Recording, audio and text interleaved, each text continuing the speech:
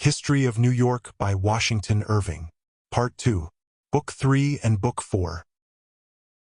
Book 3, in which is recorded the golden reign of Wouter van Twiller. Chapter 1. Grievous and very much to be commiserated is the task of the feeling historian who writes the history of his native land. If it fell to his lot to be the recorder of calamity or crime, the mournful page is watered with his tears.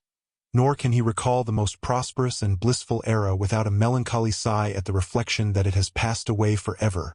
I know not whether it be owing to an immoderate love for the simplicity of former times, or to that certain tenderness of heart incident to all sentimental historians, but I candidly confess that I cannot look back on the happier days of our city, which I now describe, without great dejection of spirits. With faltering hand do I withdraw the curtain of oblivion that veils the modest merit of our venerable ancestors, and as their figures rise to my mental vision, humble myself before their mighty shades. Such are my feelings when I revisit the family mansion of the Knickerbockers, and spend a lonely hour in the chamber where hang the portraits of my forefathers, shrouded in dust like the forms they represent. With pious reverence do I gaze on the countenances of those renowned burghers who have preceded me in the steady march of existence, whose sober and temperate blood now meanders through my veins, flowing slower and slower in its feeble conduits, until its current shall soon be stopped forever. These, I say to myself, are but frail memorials of the mighty men who flourished in the days of the patriarchs, but who, alas, have long since smoldered in that tomb towards which my steps are insensibly and irresistibly hastening. As I pace the darkened chamber, and lose myself in melancholy musings, the shadowy images around me almost seem to steal once more into existence, their countenances to assume the animation of life, their eyes to pursue me in every movement. Carried away by the delusions of fancy, I almost imagine myself surrounded by the shades of the departed, and holding sweet converse with the worthies of antiquity. Ah, hapless Diedrich, born in a degenerate age, abandoned to the buffetings of fortune, a stranger and weary pilgrim in thy native land, blessed with no weeping wife nor family of helpless children, but doomed to wander neglected through those crowded streets, and elbowed by foreign upstarts from those fair abodes where once thine ancestors held sovereign empire. Let me not, however, lose the historian in the man, nor suffer the doting recollections of age to overcome me, while dwelling with fond garrulity on the virtuous days of the patriarchs, on those sweet days of simplicity and ease, which never more will dawn on the lovely island of Manhattan. These melancholy reflections have been forced from me by the growing wealth and importance of New Amsterdam, which, I plainly perceive, are to involve it in all kinds of perils and disasters. Already, as I observed at the close of my last book, they had awakened the attention of the mother country. The usual mark of protection shown by mother countries to wealthy colonies was forthwith manifested, a governor being sent out to rule over the province, and squeeze out of it as much revenue as possible. The arrival of a governor of course put an end to the protectorate of Olof the Dreamer. He appears, however, to have dreamt to some purpose during his sway, as we find him afterwards living as a patroon on a great landed estate on the banks of the Hudson, having virtually forfeited all right to his ancient appellation of Cortlandt or Lackland. It was in the year of our Lord 1629 that Meneer Wouter van Twiller was appointed governor of the province of New Netherlands, under the commission and control of their high mightinesses the Lord States General of the United Netherlands and the privileged West India Company.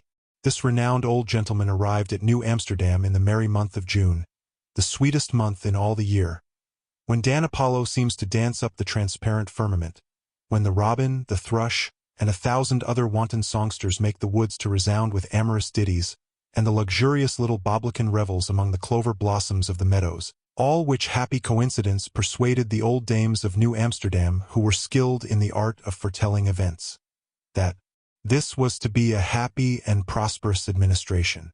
The renowned Wouter or Walter van Twiller was descended from a long line of Dutch burgomasters who had successively dozed away their lives and grown fat upon the bench of magistracy in Rotterdam, and who had empowered themselves with such singular wisdom and propriety that they were never either heard or talked of, which, next to being universally applauded, should be the object of ambition of all magistrates and rulers. There are two opposite ways by which some men make a figure in the world, one by talking faster than they think, and the other by holding their tongues and not thinking at all. By the first many a smatterer acquires the reputation of a man of quick parts. By the other many a dunderpate, like the owl, the stupidest of birds, comes to be considered the very type of wisdom. This, by the way, is a casual remark which I would not for the universe have it thought I apply to Governor Van Twiller. It is true he was a man shut up within himself like an oyster and rarely spoke except in monosyllables. But then it was allowed he seldom said a foolish thing.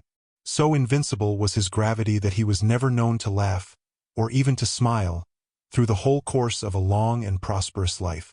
Nay, if a joke were uttered in his presence, that set light-minded hearers in a roar, it was observed to throw him into a state of perplexity.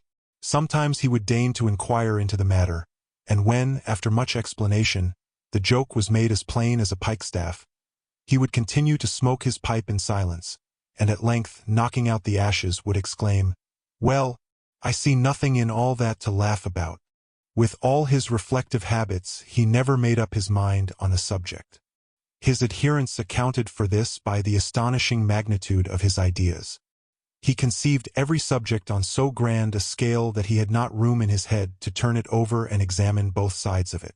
Certain it is that if any matter were propounded to him, on which ordinary mortals would rashly determine at first glance, he would put on a vague, mysterious look, shake his capacious head, smoke some time in profound silence, and at length observe that he had his doubts about the matter, which gained him the reputation of a man slow of belief and not easily imposed upon. What is more, it gained him a lasting name, for to this habit of the mind has been attributed his surname of Twiller, which is said to be a corruption of the original Twitchfler, or, in plain English, doubter. The person of this illustrious old gentleman was formed and proportioned, as though it had been molded by the hands of some cunning Dutch statuary, as a model of majesty and lordly grandeur. He was exactly 5 feet 6 inches in height and 6 feet 5 inches in circumference. His head was a perfect sphere, and of such stupendous dimensions that Dame Nature, with all her sex's ingenuity, would have been puzzled to construct a neck capable of supporting it. Wherefore she wisely declined the attempt, and settled it firmly on the top of his backbone, just between the shoulders. His body was oblong and particularly capacious at bottom, which was wisely ordered by Providence, seeing that he was a man of sedentary habits, and very averse to the idle labor of walking. His legs were short, but sturdy in proportion to the weight they had to sustain, so that, when erect, he had not a little the appearance of a beer barrel on skids. His face, that infallible index of the mind, presented a vast expanse, unfurrowed by any of those lines and angles which disfigure the human countenance with what is termed expression. 2 small gray eyes twinkled feebly in the midst, like 2 stars of lesser magnitude in a hazy firmament, and his full-fed cheeks, which seemed to have taken toll of everything that went into his mouth, were curiously mottled and streaked with dusky red, like a Spitzenberg apple. His habits were as regular as his person. He daily took his 4 stated meals, appropriating exactly an hour to each. He smoked and doubted 8 hours, and he slept the remaining 12 of the 24. Such was the renowned Wouter Van Twiller, a true philosopher, for his mind was either elevated above, or tranquilly settled below, the cares and perplexities of this world. He had lived in it for years, without feeling the least curiosity to know whether the sun revolved round it, or it round the sun, and he had watched for at least half-century the smoke curling from his pipe to the ceiling, without once troubling his head with any of those numerous theories by which a philosopher would have perplexed his brain in accounting for its rising above the surrounding atmosphere. In his council he presided with great state and solemnity. He sat in a huge chair of solid oak, hewn in the celebrated forest of The Hague, fabricated by an experienced timmerman of Amsterdam, and curiously carved about the arms and feet into exact imitations of gigantic eagles' claws. Instead of a scepter he swayed a long Turkish pipe, wrought with jasmine and amber, which had been presented to a stadtholder of Holland, at the conclusion of a treaty, with one of the petty Barbary powers. In this stately chair would he sit, and this magnificent pipe would he smoke, shaking his right knee with a constant motion, and fixing his eye for hours together upon a little print of Amsterdam, which hung in a black frame against the opposite wall of the council chamber. Nay, it has even been said, that when any deliberation of extraordinary length and intricacy was on the carpet, the renowned Wouter would shut his eyes for full 2 hours at a time, that he might not be disturbed by external objects, and at such times the internal commotion of his mind was evinced by certain regular guttural sounds, which his admirers declared were merely the noise of conflict made by his contending doubts and opinions. It is with infinite difficulty I have been enabled to collect these biographical anecdotes of the great man under consideration. The facts respecting him were so scattered and vague, and divers of them so questionable in point of authenticity, that I have had to give up the search after many, and decline the admission of still more, which would have tended to heighten the coloring of his portrait. I have been the more anxious to delineate fully the person and habits of Wouter van Twiller, from the consideration that he was not only the first, but also the best governor that ever presided over this ancient and respectable province. And so tranquil and benevolent was his reign, that I do not find throughout the whole of it a single instance of any offender being brought to punishment, a most indubitable sign of a merciful governor, and a case unparalleled, excepting in the reign of the illustrious King Log, from whom, it is hinted, the renowned Van Twiller was a lineal descendant. The very outset of the career of this excellent magistrate was distinguished by an example of legal acumen that gave flattering presage of a wise and equitable administration. The morning after he had been installed in office, and at the moment that he was making his breakfast from a prodigious earthen dish, filled with milk and Indian pudding, he was interrupted by the appearance of Wandel Schoonhoven, a very important old burgher of New Amsterdam, who complained bitterly of one Barent Bleecker, inasmuch as he refused to come to a settlement of accounts, seeing that there was a heavy balance in favor of the said Wandel.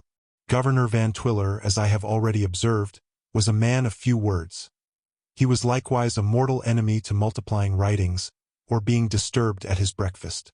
Having listened attentively to the statement of Wandel Schoonhoven, giving an occasional grunt, as he shoveled a spoonful of Indian pudding into his mouth, either as a sign that he relished the dish or comprehended the story, he called unto his constable, and pulling out of his breeches proper a huge jackknife, dispatched it after the defendant as a summons, accompanied by his tobacco box as a warrant. This summary process was as effectual in those simple days as was the seal ring of the great Haroun al Raskid among the true believers.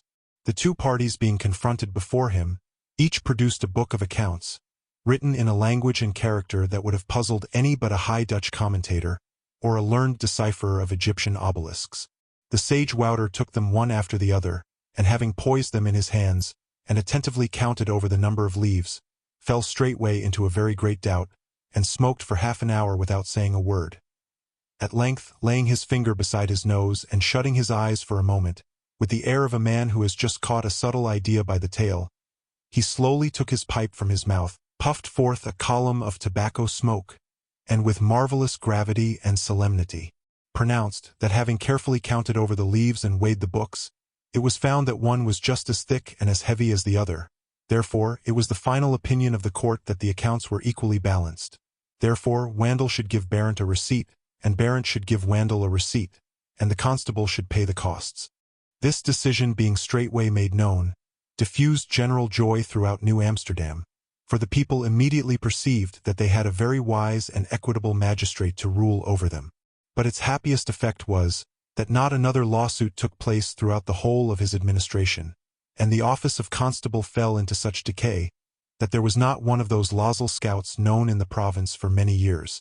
I am the more particular in dwelling on this transaction, not only because I deem it one of the most sage and righteous judgments on record, and well worthy the attention of modern magistrates, but because it was a miraculous event in the history of the renowned Wouter, being the only time he was ever known to come to a decision in the whole course of his life.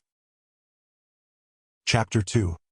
In treating of the early governors of the province, I must caution my readers against confounding them, in point of dignity and power, with those worthy gentlemen who are whimsically denominated governors in this enlightened republic, a set of unhappy victims of popularity, who are in fact the most dependent, henpecked beings in the community, doomed to bear the secret goadings and corrections of their own party, and the sneers and revilings of the whole world beside, set up like geese at Christmas holidays, to be pelted and shot at by every whipster and vagabond in the land. On the contrary, the Dutch governors enjoyed that uncontrolled authority, vested in all commanders of distant colonies or territories. They were in a manner absolute despots in their little domains, lording it, if so disposed, over both law and gospel, and accountable to none but the mother country, which, it is well known, is astonishingly deaf to all complaints against its governors, provided they discharge the main duty of their station, squeezing out a good revenue. This hint will be of importance to prevent my readers from being seized with doubt and incredulity, whenever, in the course of this authentic history, they encounter the uncommon circumstance of a governor acting with independence, and in opposition to the opinions of the multitude. To assist the doubtful Wouter in the arduous business of legislation, a board of magistrates was appointed, which presided immediately over the police. This potent body consisted of a shout or bailiff with powers between those of the present mayor and sheriff, 5 burgomeesters, who were equivalent to aldermen, and 5 sharpens, who officiated as scrubs, subdevils, or bottle holders to the burgomeesters, in the same manner as do assistant aldermen to their principals at the present day. It being their duty to fill the pipes of the lordly burgomeesters, hunt the markets for delicacies for corporation dinners, and to discharge such other little offices of kindness as were occasionally required. It was, moreover, tacitly understood, though not specifically enjoined, that they should consider themselves as butts for the blunt wits of the burgomeesters, and should laugh most heartily at all their jokes. But this last was a duty as rarely called in action in those days as it is at present, and was shortly remitted in consequence of the tragical death of a fat little skepin, who actually died of suffocation in an unsuccessful effort to force a laugh at one of Burgomeester Van Zant's best jokes. In return for these humble services, they were permitted to say yes and no at the council board, and to have that enviable privilege, the run of the public kitchen, being graciously permitted to eat and drink and smoke at all those snug junketing and public gormandizings, for which the ancient magistrates were equally famous with their modern successors. The post of skepin, therefore, like that of assistant alderman, was eagerly coveted by all your burghers of a certain description, who have a huge relish for good feeding, and an humble ambition to be great men in a small way, who thirst after a little brief authority, that shall render them the terror of the almshouse and the bridewell, that shall enable them to lord it over obsequious poverty, vagrant vice, outcast prostitution, and hunger-driven dishonesty, that shall give to their beck a hound-like pack of catch-poles and bum-bailiffs, tenfold greater rogues than the culprits they hunt down. My readers will excuse this sudden warmth, which I confess is unbecoming of a grave historian. But I have a mortal antipathy to catch-poles, bum-bailiffs, and little great men. The ancient magistrates of this city corresponded with those of the present time no less in form, magnitude, and intellect than in prerogative and privilege. The burgomasters, like our aldermen, were generally chosen by weight, and not only the weight of the body but likewise the weight of the head. It is a maxim practically observed in all honest, plain-thinking, regular cities, that an alderman should be fat, and the wisdom of this can be proved to a certainty. That the body is in some measure an image of the mind, or rather that the mind is molded to the body, like melted lead to the clay in which it is cast, has been insisted on by many philosophers, who have made human nature their peculiar study. For, as a learned gentleman of our own city observes, there is a constant relation between the moral character of all intelligent creatures and their physical constitution, between their habits and the structure of their bodies. Thus we see that a lean, spare, diminutive body is generally accompanied by a petulant, restless, meddling mind. Either the mind wears down the body by its continual motion, or else the body, not affording the mind sufficient house-room, keeps it continually in a state of fretfulness, tossing and worrying about from the uneasiness of its situation. Whereas your round, sleek, fat, unwieldy periphery is ever attended by a mind like itself, tranquil, torpid, and at ease. And we may always observe that your well-fed, robustious burghers are in general very tenacious of their ease and comfort, being great enemies to noise, discord, and disturbance, and surely none are more likely to study the public tranquillity than those who are so careful of their own. Who ever hears of fat men heading a riot, or herding together in turbulent mobs? No, no, it is your lean, hungry men who are continually worrying society, and setting the whole community by the ears. The divine Plato, whose doctrines are not sufficiently attended to by philosophers of the present age, allows to every man 3 souls, one immortal and rational, seated in the brain, that it may overlook and regulate the body. A second, consisting of the surly and irascible passions which, like belligerent powers, lie encamped around the heart. A third, mortal and sensual, destitute of reason, gross and brutal in its propensities, and enchained in the belly, that it may not disturb the divine. soul by its ravenous howlings. Now, according to this excellent theory, what can be more clear than that your fat alderman is most likely to have the most regular and well-conditioned mind? His head is like a huge spherical chamber, containing a prodigious mass of soft brains, whereon the rational soul lies softly and snugly couched, as on a feather-bed. And the eyes, which are the windows of the bedchamber, are usually half-closed, that its slumberings may not be disturbed by external objects. A mind thus comfortably lodged, and protected from disturbance, is manifestly most like to perform its functions with regularity and ease. By dint of good feeding, moreover, the mortal and malignant soul, which is confined in the belly, and which, by its raging and roaring, puts the irritable soul in the neighborhood of the heart in an intolerable passion, and thus renders men crusty and quarrelsome when hungry, is completely pacified, silenced, and put to rest. Whereupon a host of honest, good-fellow qualities and kind-hearted affections, which had lain perdu, slyly peeping out of the loopholes of the heart, finding this Cerberus asleep, do pluck up their spirits, turn out one and all in their holiday suits, and gambol up and down the diaphragm, disposing their possessor to laughter, good humor, and 1,000 friendly offices towards his fellow mortals. As a board of magistrates, formed on this principle, think but very little, they are the less likely to differ and wrangle about favored opinions. And, as they generally transact business upon a hearty dinner, they are naturally disposed to be lenient and indulgent in the administration of their duties. Charlemagne was conscious of this, and therefore ordered in his cartularies, that no judge should hold a court of justice except in the morning on an empty stomach. A pitiful rule which I can never forgive, and which I warrant bore hard upon all the poor culprits in the kingdom. The more enlightened and humane generation of the present day have taken an opposite course, and have so managed that the aldermen are the best-fed men in the community, feasting lustily on the fat things of the land, and gorging so heartily on oysters and turtles, that in process of time they acquire the activity of the one, and the form, the wattle, and the green fat of the other.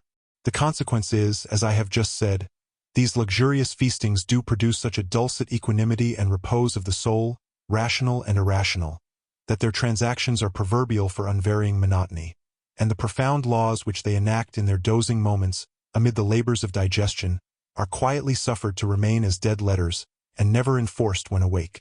In a word, your fair, round-bellied burgomaster, like a full-fed mastiff, dozes quietly at the house door, always at home, and always at hand to watch over its safety. But as to electing a lean, meddling candidate to the office, as has now and then been done, I would as lief put a greyhound to watch the house, or a racehorse to draw an ox-wagon.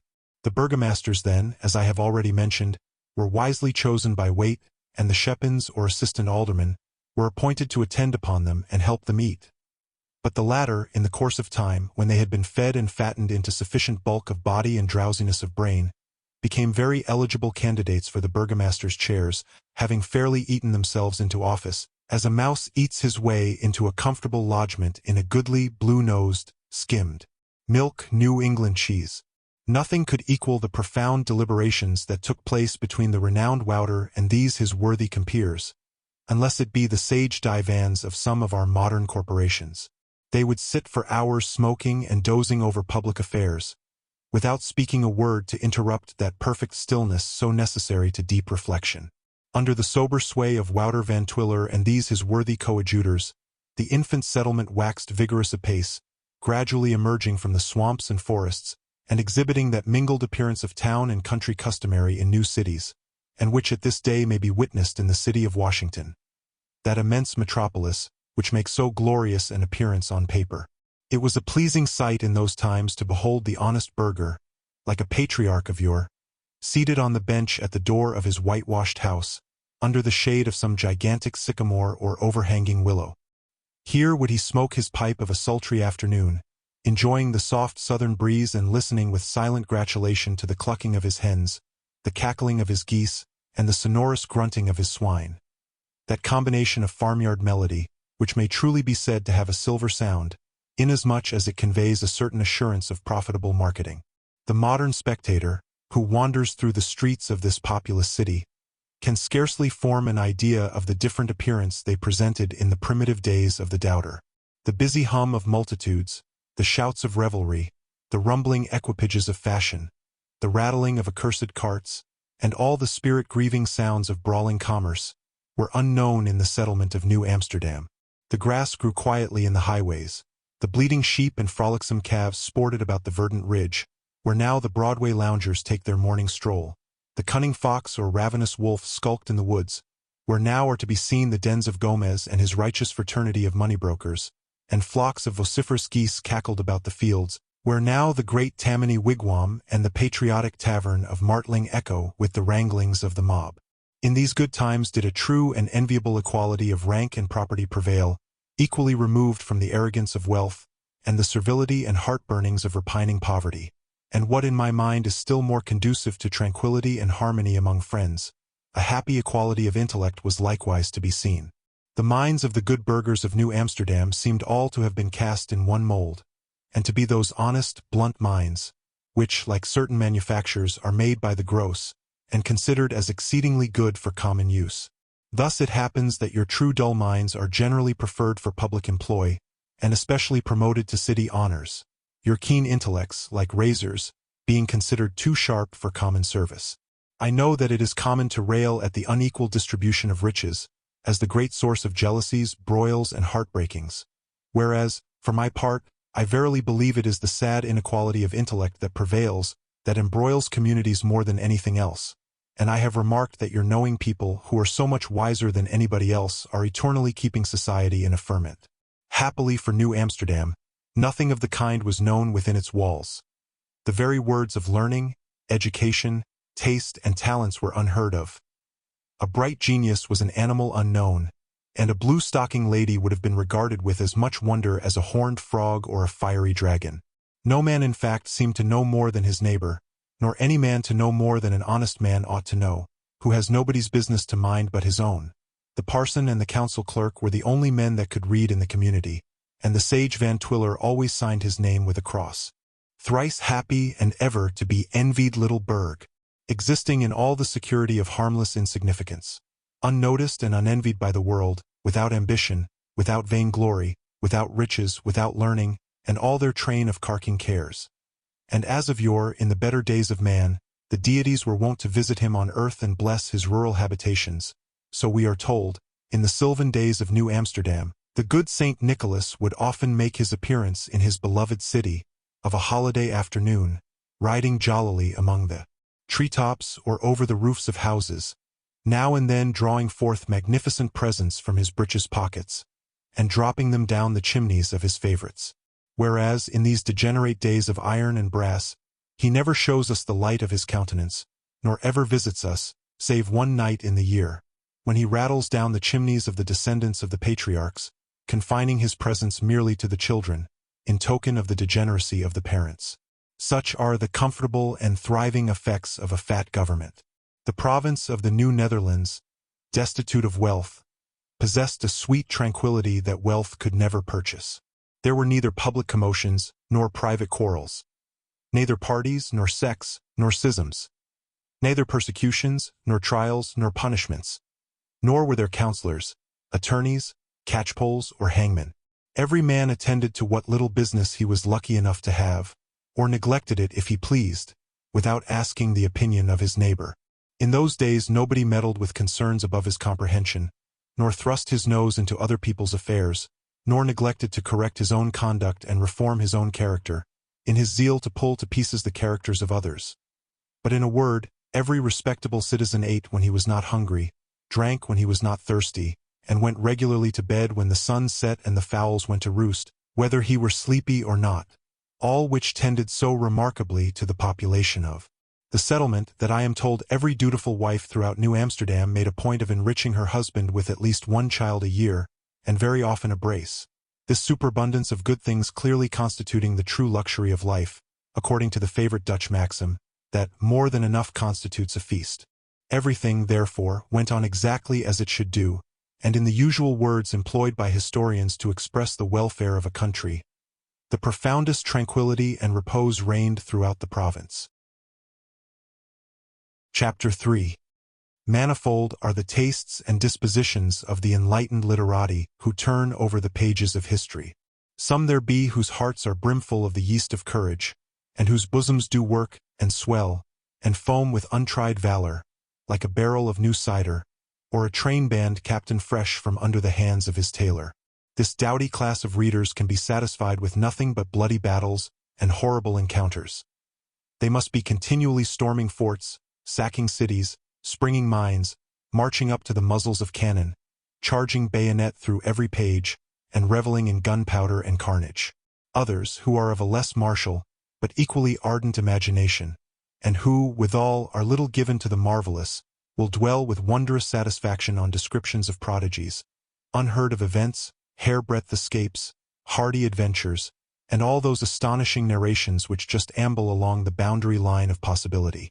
A third class, who, not to speak slightly of them, are of a lighter turn, and skim over the records of past times, as they do over the edifying pages of a novel, merely for relaxation and innocent amusement, do singularly delight in treasons, executions, Sabine rapes, Tarquin outrages, conflagrations, murders, and all the other catalogues of hideous crimes, which, like cayenne in cookery, do give a pungency and flavor to the dull detail of history, while a fourth class of more philosophic habits do diligently pore over the musty chronicles of time, to investigate the operations of the human kind, and watch the gradual changes in men and manners, affected by the progress of knowledge, the vicissitudes of events, or the influence of situation.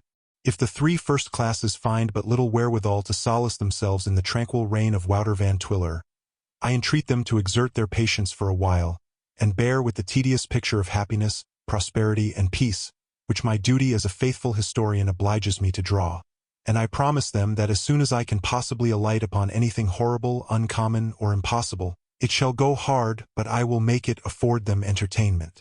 This being premised, I turn with great complacency to the fourth class of my readers, who are men, or, if possible, women after my own heart, grave, philosophical, and investigating, fond of analyzing characters, of taking a start from first causes, and so haunting a nation down, through all the mazes of innovation and improvement.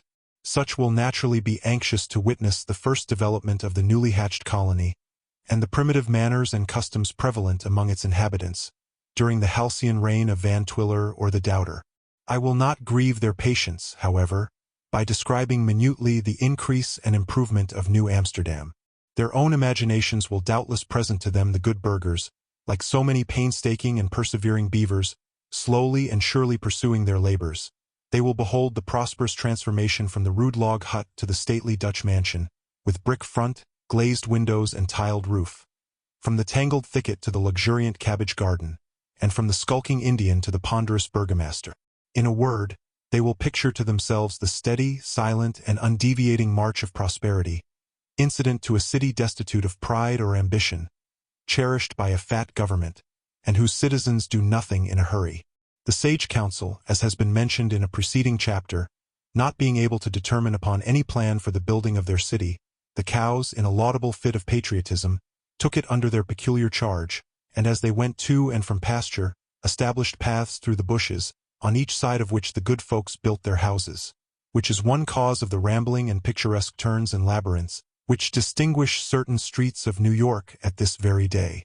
The houses of the higher class were generally constructed of wood, excepting the gable end, which was of small black and yellow Dutch bricks, and always faced on the street, as our ancestors, like their descendants, were very much given to outward show, and were noted for putting the best leg foremost. The house was always furnished with abundance of large doors and small windows on every floor. The date of its erection was curiously designated by iron figures on the front, and on the top of the roof was perched a fierce little weathercock, to let the family into the important secret which way the wind blew. These, like the weathercocks on the tops of our steeples, pointed so many different ways, that every man could have a wind to his mind. The most staunch and loyal citizens, however, always went according to the weathercock on the top of the governor's house, which was certainly the most correct, as he had a trusty servant employed every morning to climb up and set it to the right quarter. In those good days of simplicity and sunshine, a passion for cleanliness was the leading principle in domestic economy, and the universal test of an able housewife, a character which formed the utmost ambition of our unenlightened grandmothers. The front door was never opened except on marriages, funerals, New Year's days, the festival of St. Nicholas, or some such great occasion. It was ornamented with a gorgeous brass knocker, curiously wrought, sometimes in the device of a dog, and sometimes of a lion's head, and was daily burnished with such religious zeal that it was ofttimes worn out by the very precautions taken for its preservation. The whole house was constantly in a state of inundation, under the discipline of mops and brooms and scrubbing brushes, and the good housewives of those days were a kind of amphibious animal, delighting exceedingly to be dabbling in water, insomuch that an historian of the day gravely tells us that many of his townswomen grew to have webbed fingers like unto a duck, and some of them, he had little doubt, could the matter be examined into, would be found to have the tails of mermaids. But this I look upon to be a mere sport of fancy, or, what is worse, a wilful misrepresentation. The grand parlor was the sanctum sanctorum, where the passion for cleaning was indulged without control. In this sacred apartment no one was permitted to enter excepting the mistress and her confidential maid, who visited it once a week, for the purpose of giving it a thorough cleaning, and putting things to rights, always taking the precaution of leaving their shoes at the door, and entering devoutly on their stocking feet. After scrubbing the floor, sprinkling it with fine white sand, which was curiously stroked into angles and curves and rhomboids with a broom. After washing the windows, rubbing and polishing the furniture, and putting a bunch of evergreens in the fireplace, the window shutters were again closed to keep out the flies, and the room carefully locked up until the revolution of time brought round the weekly cleaning day. As to the family, they always entered in at the gate, and most generally lived in the kitchen. To have seen a numerous household assembled round the fire, one would have imagined that he was transported back to those happy days of primeval simplicity, which float before our imaginations like golden visions. The fireplaces were of a truly patriarchal magnitude, where the whole family, old and young, master and servant, black and white, nay, even the very cat and dog, enjoyed a community of privilege and had each a right to a corner. Here the old burgher would sit in perfect silence, puffing his pipe, looking into the fire with half-shut eyes, and thinking of nothing for hours together. The good vrouw, on the opposite side, would employ herself diligently in spinning yarn or knitting stockings. The young folks would crowd around the hearth, listening with breathless attention to some old crone of a negro, who was the oracle of the family, and who, perched like a raven in the corner of a chimney, would croak forth for a long winter afternoon a string of incredible stories about New England witches, grisly ghosts, horses without heads, and hairbreadth escapes and bloody encounters among the Indians. In those happy days a well-regulated family always rose with the dawn, dined at 11, and went to bed at sunset. Dinner was invariably a private meal, and the fat old burghers showed incontestable signs of disapprobation and uneasiness at being surprised by a visit from a neighbor on such occasions. But though our worthy ancestors were thus singularly averse to giving dinners, yet they kept up the social bands of intimacy by occasional banquetings, called tea parties. These fashionable parties were generally confined to the higher classes or noblesse, that is to say, such as kept their own cows and drove their own wagons. The company commonly assembled at 3 o'clock and went away about 6, unless it was in winter time, when the fashionable hours were a little earlier, that the ladies might get home before dark. The tea-table was crowned with a huge earthen dish, well stored with slices of fat pork, fried brown, cut up into morsels and swimming in gravy. The company being seated round the genial board, and each furnished with a fork, evinced their dexterity in launching at the fattest pieces in this mighty dish, in much the same manner as sailors harpoon porpoises at sea, or our Indians spear salmon in the lakes. Sometimes the table was graced with immense apple pies, or saucers full of preserved peaches and pears, but it was always sure to boast an enormous dish of balls of sweetened dough, fried in hog's fat and called doughnuts or alakoeks, a delicious kind of cake at present scarce known in this city, except in genuine Dutch families. The tea was served out of a majestic Delft teapot, ornamented with paintings of fat little Dutch shepherds and shepherdesses, tending pigs, with boats sailing in the air, and houses built in the clouds, and sundry other ingenious Dutch fantasies. The beaux distinguished themselves by their adroitness in replenishing this pot from a huge copper tea-kettle, which would have made the pygmy macaronis of these degenerate days sweat merely to look at it. To sweeten the beverage, a lump of sugar was laid beside each cup, and the company alternately nibbled and sipped with great decorum, until an improvement was introduced by a shrewd and economic old lady, which was to suspend a large lump directly over the tea-table by a string from the ceiling, so that it could be swung from mouth to mouth, an ingenious expedient which is still kept up by some families in Albany, but which prevails without exception in Communipaw, Bergen Flatbush, and all our uncontaminated Dutch villages. At these primitive tea parties the utmost propriety and dignity of deportment prevailed. No flirting nor coquetting, no gambling of old ladies, nor hoyden-chattering and romping of young ones. No self-satisfied struttings of wealthy gentlemen with their brains in their pockets, nor amusing conceits and monkey divertissements of smart young gentlemen with no brains at all. On the contrary, the young ladies seated themselves demurely in their rush-bottomed chairs, and knit their own woolen stockings, nor ever opened their lips excepting to say "Ja, meneer," or "Ja, juffrouw," to any question that was asked them, behaving in all things like decent, well-educated damsels. As to the gentlemen, each of them tranquilly smoked his pipe, and seemed lost in contemplation of the blue and white tiles with which the fireplaces were decorated, wherein sundry passages of Scripture were piously portrayed. Tobit and his dog figured to great advantage, Haman swung conspicuously on his gibbet, and Jonah appeared most manfully bouncing out of the whale like Harlequin through a barrel of fire. The parties broke up without noise and without confusion. They were carried home by their own carriages, that is to say, by the vehicles nature had provided them, excepting such of the wealthy as could afford to keep a wagon. The gentlemen gallantly attended their fair ones to their respective abodes, and took leave of them with a hearty smack at the door, which, as it was an established piece of etiquette, done in perfect simplicity and honesty of heart, occasioned no scandal at that time, nor should it at the present. If our great-grandfathers approved of the custom, it would argue a great want of reverence in their descendants to say a word against it. Chapter 4. In this dulcet period of my history, when the beauteous island of Mannahatta presented a scene the very counterpart of those glowing pictures drawn of the golden reign of Saturn, there was, as I have before observed, a happy ignorance, an honest simplicity prevalent among its inhabitants, which, were I even able to depict, would be but little understood by the degenerate age for which I am doomed to write. Even the female sex, those arch-innovators upon the tranquility, the honesty, and grey-beard customs of society, seemed for a while to conduct themselves with incredible sobriety and comeliness. Their hair, untortured by the abominations of art, was scrupulously pomatomed back from their foreheads with a candle, and covered with a little cap of quilted calico, which fitted exactly to their heads. Their petticoats of linsey-woolsey were striped with a variety of gorgeous dyes, though I must confess these gallant garments were rather short, scarce reaching below the knee. But then they made up in the number, which generally equaled that of the gentlemen's small clothes, and what is still more praiseworthy, they were all of their own manufacture, of which circumstance, as may well be supposed, they were not a little vain. These were the honest days in which every woman stayed at home, read the Bible and wore pockets, aye, and that too of a goodly size, fashioned with patchwork into many curious devices, and ostentatiously worn on the outside.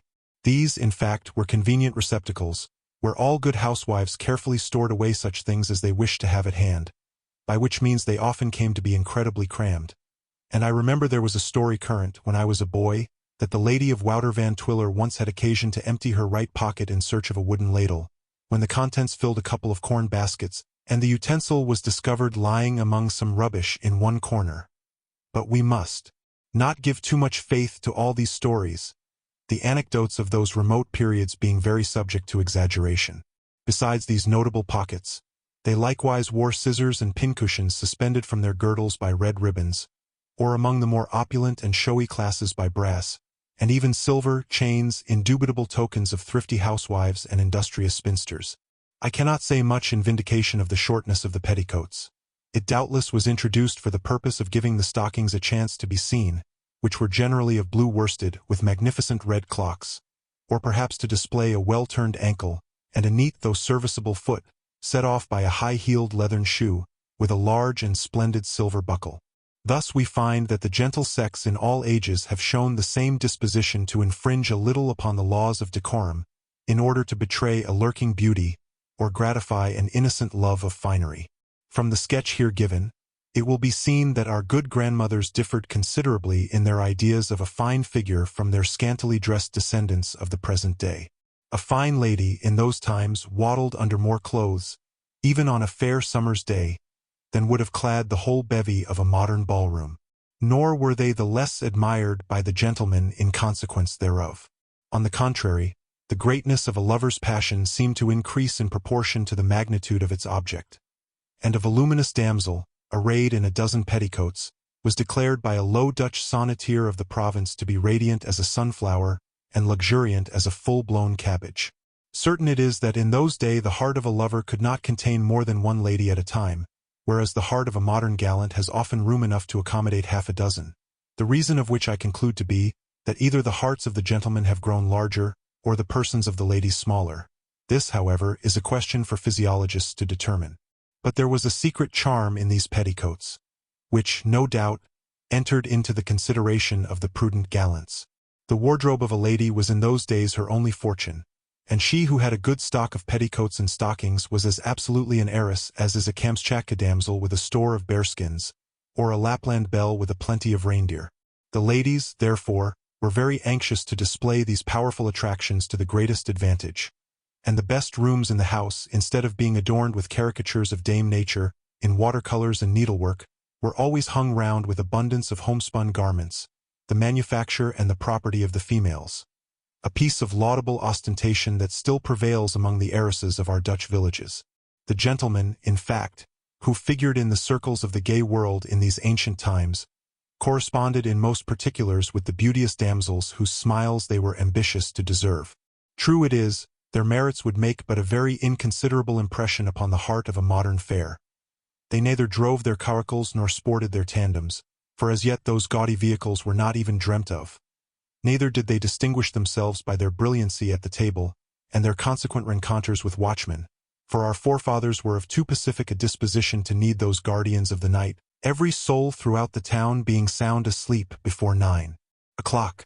Neither did they establish their claims to gentility at the expense of their tailors, for as yet those offenders against the pockets of society, and the tranquillity of all aspiring young gentlemen were unknown in New Amsterdam. Every good housewife made the clothes of her husband and family, and even the good vrouw of Van Twiller himself thought it no disparagement to cut out her husband's linsey-woolsey galligaskins.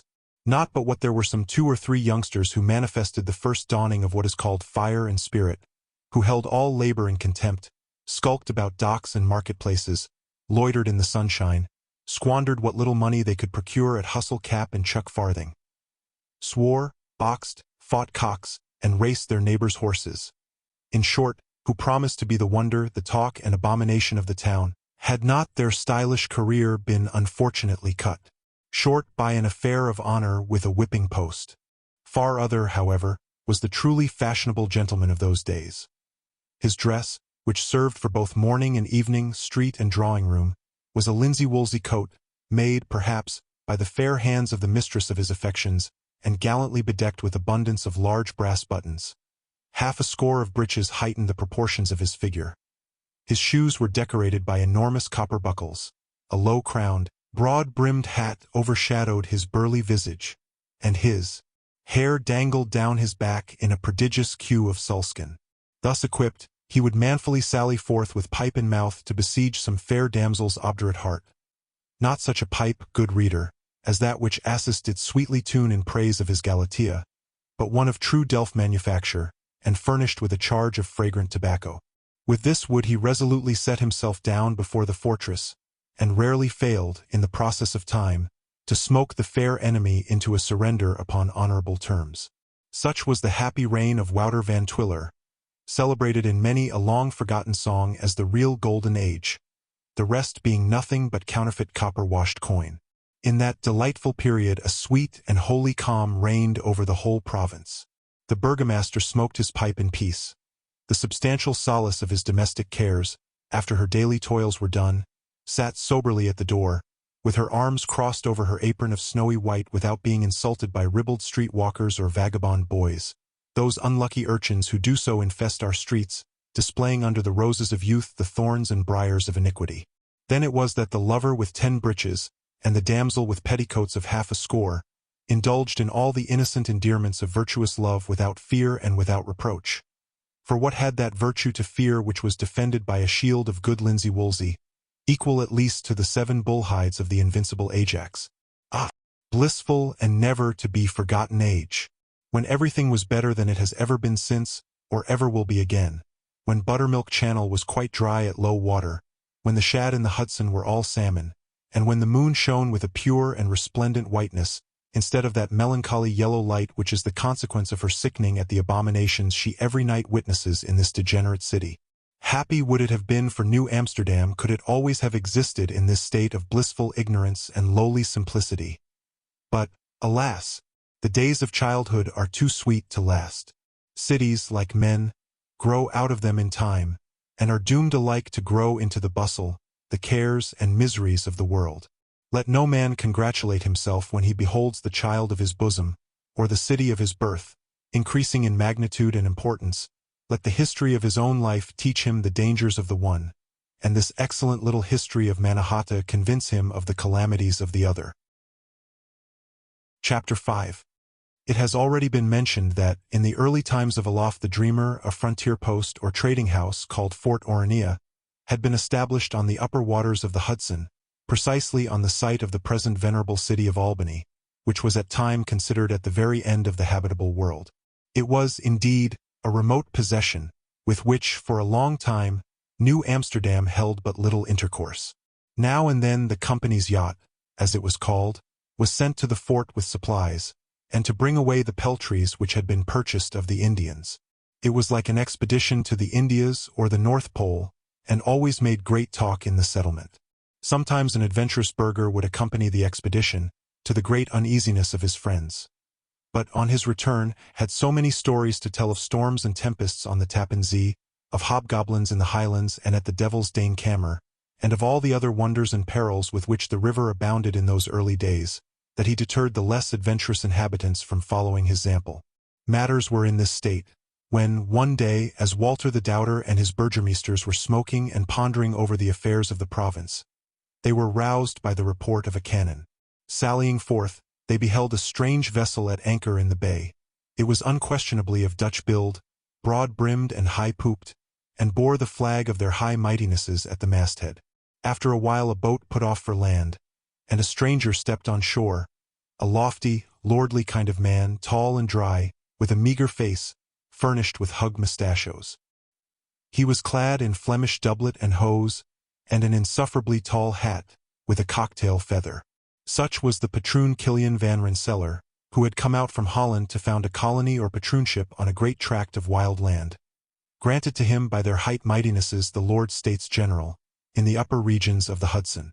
Kilian van Rensselaer was a 9 days' wonder in New Amsterdam, for he carried a high head, looked down upon the portly, short-legged burgomasters, and owned no allegiance to the governor himself, boasting that he held his patroonship directly from the Lord States General.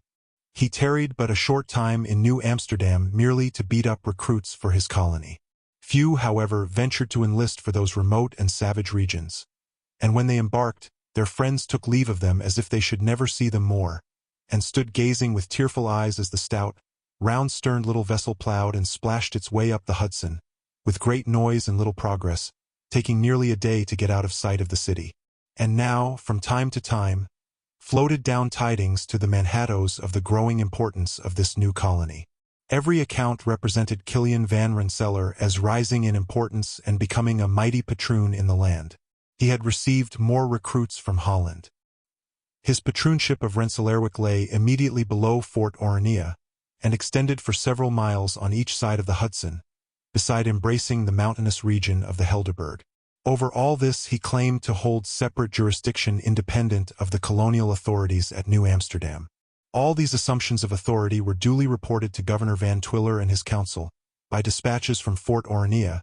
At each new report the governor and his councillors looked at each other, raised their eyebrows, gave an extra puff or two of smoke, and then relapsed into their usually tranquillity. At length tidings came that the patroon of Rensselaerwick had extended his usurpations along the river, beyond the limits granted him by their high mightinesses, and that he had even seized upon a rocky island in the Hudson, commonly known by the name of Bearn or Bear's Island, where he was erecting a fortress, to be called by the lordly name of Rensselaersteen. Wouter van Twiller was roused by this intelligence. After consulting with his burgomasters, he dispatched a letter to the patroon of Rensselaerwick, demanding by what right he had seized upon this island, which lay beyond the bounds of his patroonship. The answer of Kilian van Rensselaer was in his own lordly style, by wapen recht, that is to say, by the right of arms, or in common parlance, by club law.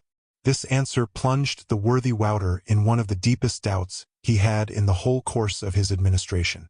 In the meantime, while Wouter doubted, the lordly Killian went on to finish his fortress of Rensselaersteen, about which I foresee I shall have something to record in a future chapter of this most eventful history. Chapter 6. In the year of our Lord 1804, on a fine afternoon in the glowing month of September, I took my customary walk upon the Battery, which is at once the pride and bulwark of this ancient and impregnable city of New York. The ground on which as I trod was hallowed by recollections of the past, and as I slowly wandered through the long alley of poplars, which, like so many birch brooms standing on end, diffused a melancholy and lugubrious shade, my imagination drew a contrast between the surrounding scenery and what it was in the classic days of our forefathers, where the government house by name, but the custom house by occupation, proudly reared its brick walls and wooden pillars. There whilom stood the low, but substantial red-tiled mansion of the renowned Wouter van Twiller. Around it the mighty bulwarks of Fort Amsterdam frowned defiance to every absent foe, but, like many a whiskered warrior and gallant militia captain, confined their martial deeds to frowns alone. The mud breastworks had long been leveled with the earth, and their site converted into the green lawns and leafy alleys of the Battery, where the gay apprentice sported his Sunday coat, and the laborious mechanic, relieved from the dirt and drudgery of the week, poured his weekly tale of love into the half-averted ear of the sentimental chambermaid. The capacious bay still presented the same expansive sheet of water, studded with islands, sprinkled with fishing boats, and bounded by shores of picturesque beauty. But the dark forests which once clothed those shores had been violated by the savage hand of cultivation, and their tangled mazes and impenetrable thickets had degenerated into teeming orchards and waving fields of grain.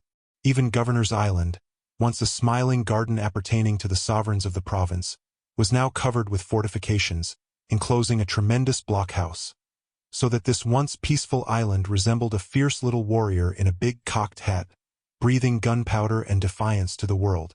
For some time did I indulge in a pensive train of thought, contrasting in sober sadness the present day with the hallowed years behind the mountains, lamenting the melancholy progress of improvement, and praising the zeal with which our worthy burghers endeavor to preserve the wrecks of venerable customs, prejudices, and errors from the overwhelming tide of modern innovation. When, by degrees, my ideas took a different turn, and I insensibly awakened to an enjoyment of the beauties around me. It was one of those rich autumnal days which heaven particularly bestows upon the beauteous island of Mannahatta and its vicinity. Not a floating cloud obscured the azure firmament. The sun, rolling in glorious splendor through his ethereal course, seemed to expand his honest Dutch countenance into an unusual expression of benevolence, as he smiled his evening salutation upon a city which he delights to visit with his most bounteous beams. The very winds seemed to hold in their breaths in mute attention, lest they should ruffle the tranquillity of the hour, and the waveless bosom of the bay presented a polished mirror, in which nature beheld herself and smiled. The standard of our city, reserved like a choice handkerchief for days of gala, hung motionless on the flagstaff which forms the handle of a gigantic churn, and even the tremulous leaves of the poplar and the aspen ceased to vibrate to the breath of heaven. Everything seemed to acquiesce in the profound repose of nature. The formidable 18-pounders slept in the embrasures of the wooden batteries, seemingly gathering fresh strength to fight the battles of their country on the next 4th of July.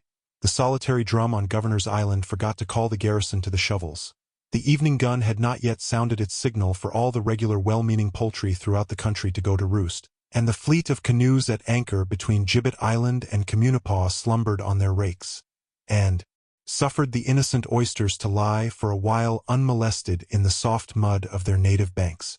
My own feelings sympathized with the contagious tranquility, and I should infallibly have dozed upon one of those fragments of benches which our benevolent magistrates have provided for the benefit of convalescent loungers, had not the extraordinary inconvenience of the couch set all repose at defiance. In the midst of this slumber of the soul my attention was attracted to a black speck, peering above the western horizon, just in the rear of Bergen's steeple. Gradually it augments and overhangs the would-be cities of Jersey, Harsimus, and Hoboken, which, like three jockeys, are starting on the course of existence, and jostling each other at the commencement of the race. Now it skirts the long shore of ancient Pavonia, spreading its wide shadows from the high settlements of Weehawk quite to the lazaretto and quarantine, erected by the sagacity of our police for the embarrassment of commerce. Now it climbs the serene vault of heaven, cloud rolling over cloud, shrouding the orb of day, darkening the vast expanse, and bearing thunder and hail and tempest in its bosom. The earth seems agitated at the confusion of the heavens. The late waveless mirror is lashed into furious waves that roll in hollow murmurs to the shore. The oyster boats that erst sported in the placid vicinity of Gibbet Island now hurry affrighted to the land. The poplar writhes and twists and whistles in the blast. Torrents of drenching rain and sounding hail deluge the battery walks. The gates are thronged by apprentices, servant maids, and little Frenchmen, with pocket handkerchiefs over their hats, scampering from the storm.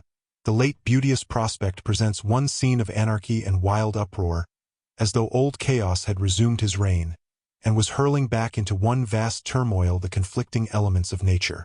Whether I fled from the fury of the storm, or remained bodily at my post, as our gallant train band captains, who march their soldiers through the rain without flinching, are points which I leave to the conjecture of the reader. It is possible he may be a little perplexed also to know the reason why I introduced this tremendous tempest to disturb the serenity of my work. On this latter point I will gratuitously instruct his ignorance. The panorama view of the battery was given to gratify the reader with a correct description of that celebrated place, and the parts adjacent. Secondly, the storm was played off partly to give a little bustle and life to this tranquil part of my work, and to keep my drowsy readers from falling asleep, and partly to serve as an overture to the tempestuous times which are about to assail the Pacific province of New Netherlands, and which overhang the slumbrous administration of the renowned Wouter van Twiller. It is thus the experienced playwright puts all the fiddles, the French horns, the kettle drums, and trumpets of his orchestra in requisition, to usher in one of those horrible and brimstone uproars called melodrames. And it is thus he discharges his thunder, his lightning, his rosin and saltpetre, preparatory to the rising of a ghost, or the murdering of a hero. We will now proceed with our history. Whatever may be advanced by philosophers to the contrary, I am of opinion that, as to nations, the old maxim that honesty is the best policy is a sheer and ruinous mistake. It might have answered well enough in the honest times when it was made. But in these degenerate days, if a nation pretends to rely merely upon the justice of its dealings, it will fare something like the honest man who fell among thieves, and found his honesty a poor protection against bad company. Such, at least, was the case with the guileless government of the New Netherlands, which, like a worthy, unsuspicious old burgher, quietly settled itself down in the city of New Amsterdam as into a snug elbow chair, and fell into a comfortable nap, while in the meantime its cunning neighbors stepped in and picked his pockets. In a word, we may ascribe the commencement of all the woes of this great province and its magnificent metropolis to the tranquil security, or, to speak more accurately, to the unfortunate honesty of its government. But as I dislike to begin an important part of my history towards the end of a chapter, and as my readers, like myself, must doubtless be exceedingly fatigued with the long walk we have taken, and the tempest we have sustained, I hold it meet we shut up the book, smoke a pipe, and having thus refreshed our spirits, take a fair start in a new chapter. Chapter 7. That my readers may the more fully comprehend the extent of the calamity at this very moment impending over the honest, unsuspecting province of New Netherlands and its dubious governor, it is necessary that I should give some account of a horde of strange barbarians bordering upon the eastern frontier.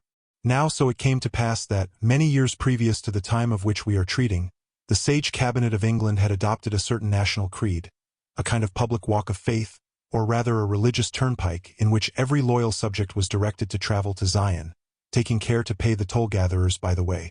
Albeit a certain shrewd race of men, being very much given to indulge their own opinions on all manner of subjects, a propensity exceedingly offensive to your free governments of Europe, did most presumptuously dare to think for themselves in matters of religion, exercising what they considered a natural and unextinguishable right, the liberty of conscience. As, however, they possessed that ingenuous habit of mind which always thinks aloud, which rides cock-a-hoop on the tongue, and is forever galloping into other people's ears, it naturally followed that their liberty of conscience likewise implied liberty of speech, which being freely indulged, soon put the country in a hubbub, and aroused the pious indignation of the vigilant fathers of the Church. The usual methods were adopted to reclaim them, which in those days were considered efficacious in bringing back stray sheep to the fold. That is to say, they were coaxed, they were admonished, they were menaced, they were buffeted. Line upon line, precept upon precept, lash upon lash, here a little and there a great deal, were exhausted without mercy and without success, until worthy pastors of the church, wearied out by their unparalleled stubbornness, were driven in the excess of their tender mercy to adopt the scripture text, and literally to heap live embers on their heads.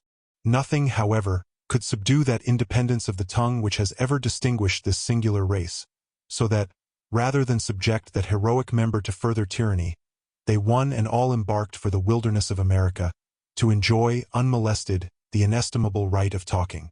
And, in fact, no sooner did they land upon the shore of this free-spoken country, than they all lifted up their voices, and made such a clamor of tongues, that we are told they frightened every bird and beast out of the neighborhood, and struck such mute terror into certain fish, that they have been called dumb fish ever since.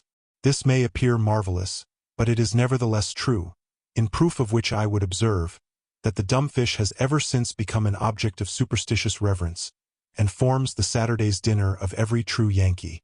The simple aborigines of the land for a while contemplated these strange folk in utter astonishment, but discovering that they wielded harmless, though noisy weapons, and were a lively, ingenious, good-humored race of men, they became very friendly and sociable, and gave them the name of Yankees, which in the Massachusetts or Massachusetts language signifies silent men, a waggish appellation, since shortened into the familiar epithet of Yankees, which they retain unto the present day. True it is, and my fidelity as an historian will not allow me to pass over the fact, that having served a regular apprenticeship in the school of persecution, these ingenious people soon showed that they had become masters of the art. The great majority were of one particular mode of thinking in matters of religion. But, to their great surprise and indignation, they found that divers Papists, Quakers, and Anabaptists were springing up among them, and all claiming to use the liberty of speech. This was at once pronounced a daring abuse of the liberty of conscience, which they now insisted was nothing more than the liberty to think as one pleased in matters of religion, provided one thought right, for otherwise it would be giving a latitude to damnable heresies. Now as they, the majority, were convinced that they alone thought right, it consequently followed that whoever thought different from them thought wrong, and whoever thought wrong and obstinately persisted in not being convinced and converted, was a flagrant violator of the inestimable liberty of conscience, and a corrupt and infectious member of the body politic, and deserved to be lopped off and cast into the fire. The consequence of all which was a fiery persecution of divers sects, and especially of Quakers. Now I'll warrant there are hosts of my readers ready at once to lift up their hands and eyes, with that virtuous indignation with which we contemplate the faults and errors of our neighbors, and to exclaim at the preposterous idea of convincing the mind by tormenting the body, and establishing the doctrine of charity and forbearance by intolerant persecution. But, in simple truth, what are we doing at this very day, and in this very enlightened nation, but acting upon the very same principle in our political controversies?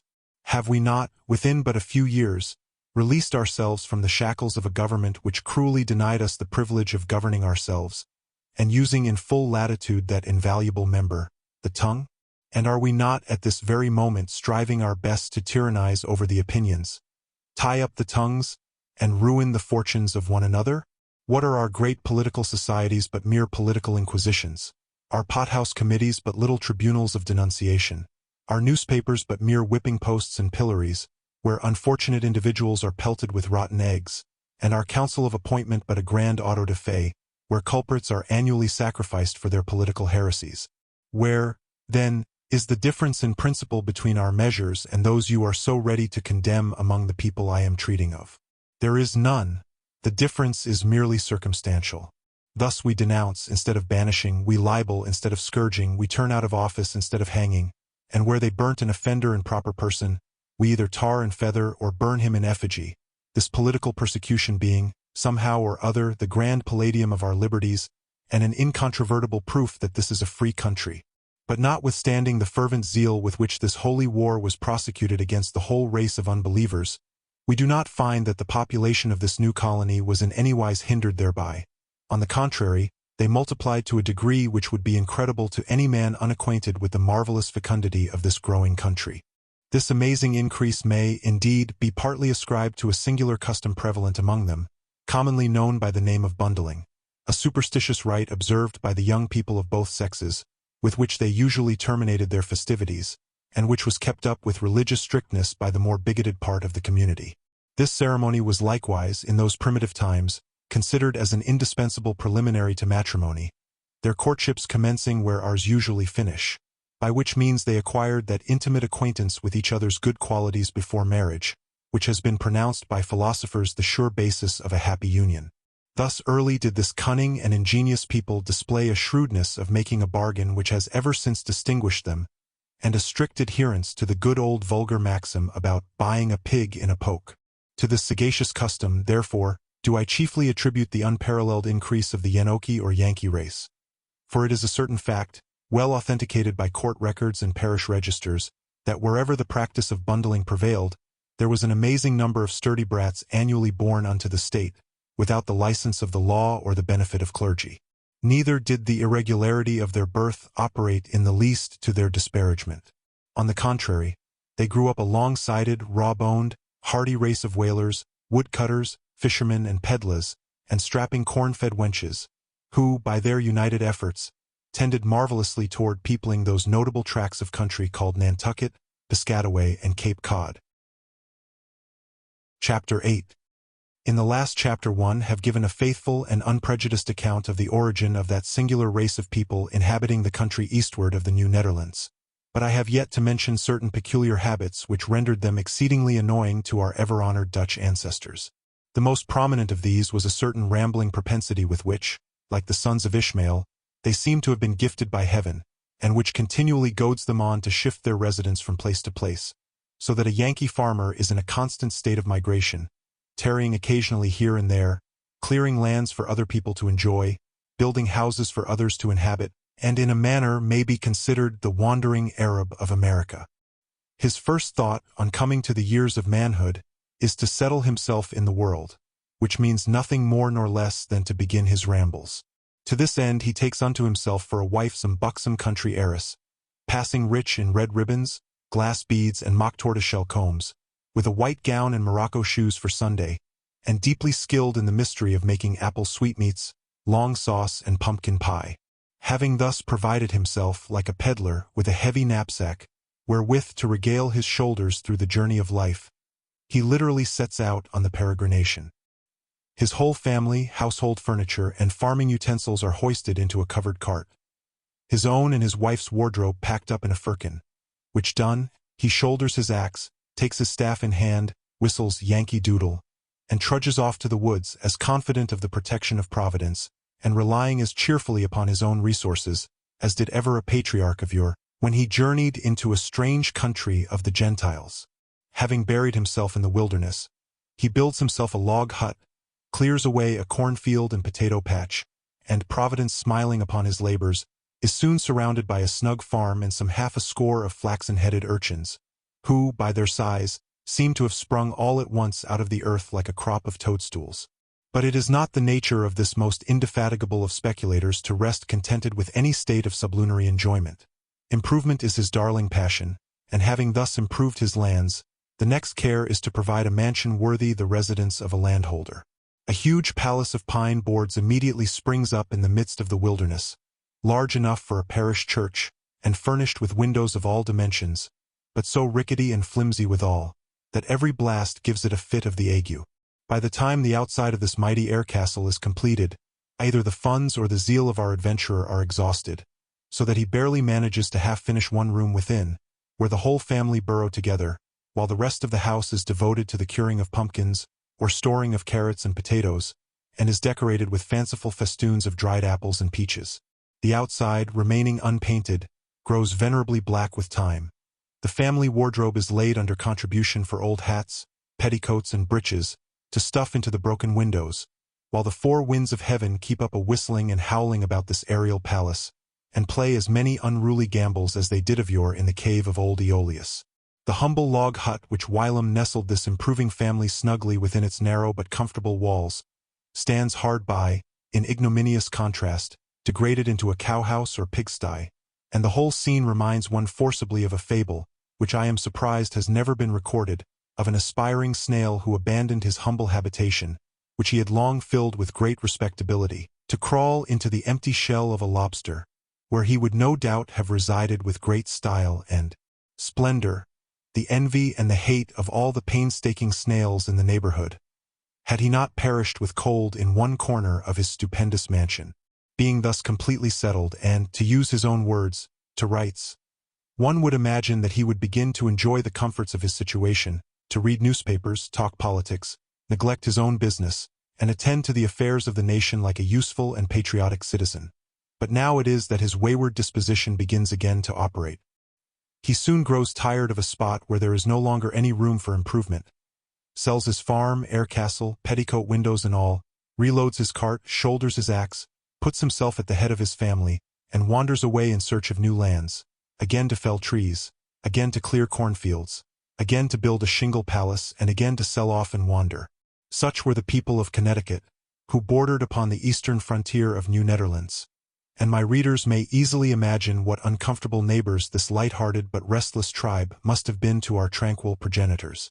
If they cannot, I would ask them if they have ever known one of our regular, well-organized Dutch families, whom it hath pleased heaven to afflict with the neighborhood of a French boarding-house. The honest old burgher cannot take his afternoon's pipe on the bench before his door, but he is persecuted with the scraping of fiddles, the chattering of women, and the squalling of children. He cannot sleep at night for the horrible melodies of some amateur, who chooses to serenade the moon, and display his terrible proficiency in execution on the clarionet, hautboy, or some other soft-toned instrument. Nor can he leave the street door open, but his house is defiled by the unsavory visits of a troop of pug dogs, who even sometimes carry their loathsome ravages into the sanctum sanctorum, the parlor. If my readers have ever witnessed the sufferings of such a family, so situated, they may form some idea how our worthy ancestors were distressed by their mercurial neighbors of Connecticut. Gangs of these marauders, we are told, penetrated into the New Netherlands settlements, and threw whole villages into consternation by their unparalleled volubility and their intolerable inquisitiveness.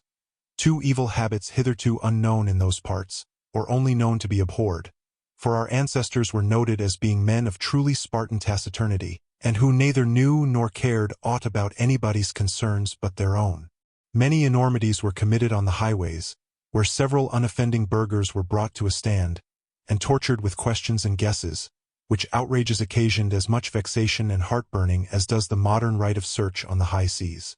Great jealousy did they likewise stir up by their intermeddling and successes among the divine sex, for being a race of brisk, likely, pleasant-tongued varlets, they soon seduced the light affections of the simple damsels from their ponderous Dutch gallants. Among other hideous customs, they attempted to introduce among them that bundling, which the Dutch lasses of the Netherlands, with that eager passion for novelty and foreign fashions natural to their sex, seemed very well inclined to follow, but that their mothers, being more experienced in the world, and better acquainted with men and things, strenuously discountenanced all such outlandish innovations. But what chiefly operated to embroil our ancestors with these strange folk was an unwarrantable liberty which they occasionally took of entering in hordes into the territories of the New Netherlands, and settling themselves down, without leave or license, to improve the land in the manner I have before noticed. This unceremonious mode of taking possession of new land was technically termed squatting, and hence is derived the appellation of squatters, a name odious in the ears of all great landholders, and which is given to those enterprising worthies who seize upon land first, and take their chance to make good their title to it afterward. All these grievances, and many others which were constantly accumulating, tended to form that dark and portentous cloud which, as I observed in a former chapter, was slowly gathering over the tranquil province of New Netherlands. The pacific cabinet of Van Twiller, however, as will be perceived in the sequel, bore them all with a magnanimity that redounds to their immortal credit, becoming by passive endurance inured to this increasing mass of wrongs, like that mighty man of old, who by dint of carrying about a calf from the time it was born, continued to carry it without difficulty when he had grown to be an ox. Chapter 9. By this time my readers must fully perceive what an arduous task I have undertaken, exploring a little kind of Herculaneum of history, which had lain nearly for ages buried under the rubbish of years, and almost totally forgotten. Raking up the limbs and fragments of disjointed facts, and endeavoring to put them scrupulously together, so as to restore them to their original form and connection. Now lugging forth the character of an almost forgotten hero, like a mutilated statue, now deciphering a half-defaced inscription, and now lighting upon a moldering manuscript, which, after painful study, scarce repays the trouble of perusal. In such cases, how much has the reader to depend upon the honor and probity of his author, lest, like a cunning antiquarian, he either impose upon him some spurious fabrication of his own for a precious relic from antiquity, or else dress up the dismembered fragment with such false trappings that it is scarcely possible to distinguish the truth from the fiction with which it is enveloped. This is a grievance which I have more than once had to lament, in the course of my wearisome researches among the works of my fellow historians, who have strangely disguised and distorted the facts respecting this country, and particularly respecting the great province of New Netherlands, as will be perceived by any who will take the trouble to compare their romantic effusions, tricked out in the meretricious gauds of fable, with this authentic history. I have had more vexations of the kind to encounter, in those parts of my history which treat of the transactions on the eastern border than in any other, in consequence of the troops of historians who have infested those quarters, and have shown the honest people of New Netherlands no mercy in their works. Among the rest, Mr. Benjamin Trumbull arrogantly declares that the Dutch were always mere intruders. Now, to this I shall make no other reply than to proceed in the steady narration of my history, which will contain not only proofs that the Dutch had clear title and possession in the fair valleys of the Connecticut, and that they were wrongfully dispossessed thereof, but, likewise, that they have been scandalously maltreated ever since by the misrepresentations of the crafty historians of New England. And in this I shall be guided by a spirit of truth and impartiality, and a regard to immortal fame, for I would not wittingly dishonor my work by a single falsehood, misrepresentation, or prejudice, though it should gain our forefathers the whole country of New England.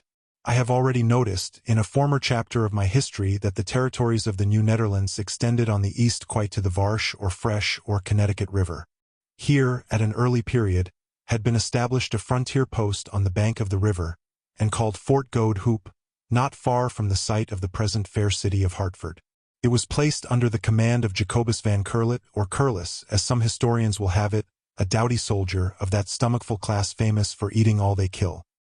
He was long in the body and short in the limb, as though a tall man's body had been mounted on a little man's legs. He made up for this turnspit construction by striding to such an extent that you would have sworn he had on the 7-leagued boots of Jack the Giant Killer, and so high did he tread on parade that his soldiers were sometimes alarmed lest he should trample himself underfoot. But notwithstanding the erection of this fort, and the appointment of this ugly little man of war as commander, the Yankees continued the interlopings hinted at in my last chapter, and at length had the audacity to squat themselves down within the jurisdiction of Fort Goede Hoop. The long-bodied Van Curlet protested with great spirit against these unwarrantable encroachments, couching his protest in Low Dutch, by way of inspiring more terror, and forthwith dispatched a copy of the protest to the governor at New Amsterdam, together with a long and bitter account of the aggressions of the enemy. This done, he ordered his men, one and all, to be of good cheer, shut the gate of the fort, smoked 3 pipes, went to bed, and awaited the result with a resolute and intrepid tranquillity that greatly animated his adherents, and, no doubt, struck sore dismay and affright into the hearts of the enemy. Now it came to pass that, about this time, the renowned Wouter van Twiller, full of years and honors and council dinners, had reached the period of life and faculty which, according to the great Gulliver, entitles a man to admission into the ancient order of Struldbrugs. He employed his time in smoking his Turkish pipe amid an assemblage of sages equally enlightened, and nearly as venerable as himself, and who, for their silence, their gravity, their wisdom, and their cautious averseness to coming to any conclusion in business, are only to be equaled by certain profound corporations which I have known in my time. Upon reading the protest of the gallant Jacobus van Curlet, therefore, His Excellency fell straightway into one of the deepest doubts that ever he was known to encounter. His capacious head gradually drooped on his chest. He closed his eyes and inclined his ear to one side, as if listening with great attention to the discussion that was going on in his belly, and which all who knew him declared to be the huge courthouse or council chamber of his thoughts, forming to his head what the House of Representatives does to the Senate.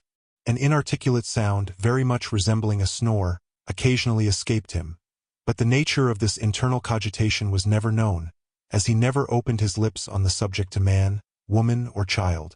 In the meantime, the protective Van Curlet lay quietly on the table, where it served to light the pipes of the venerable sages assembled in council, and, in the great smoke which they raised, the gallant Jacobus, his protest, and his mighty Fort Goede Hoop, were soon as completely beclouded and forgotten, as is a question of emergency swallowed up in the speeches and resolutions of a modern session of Congress.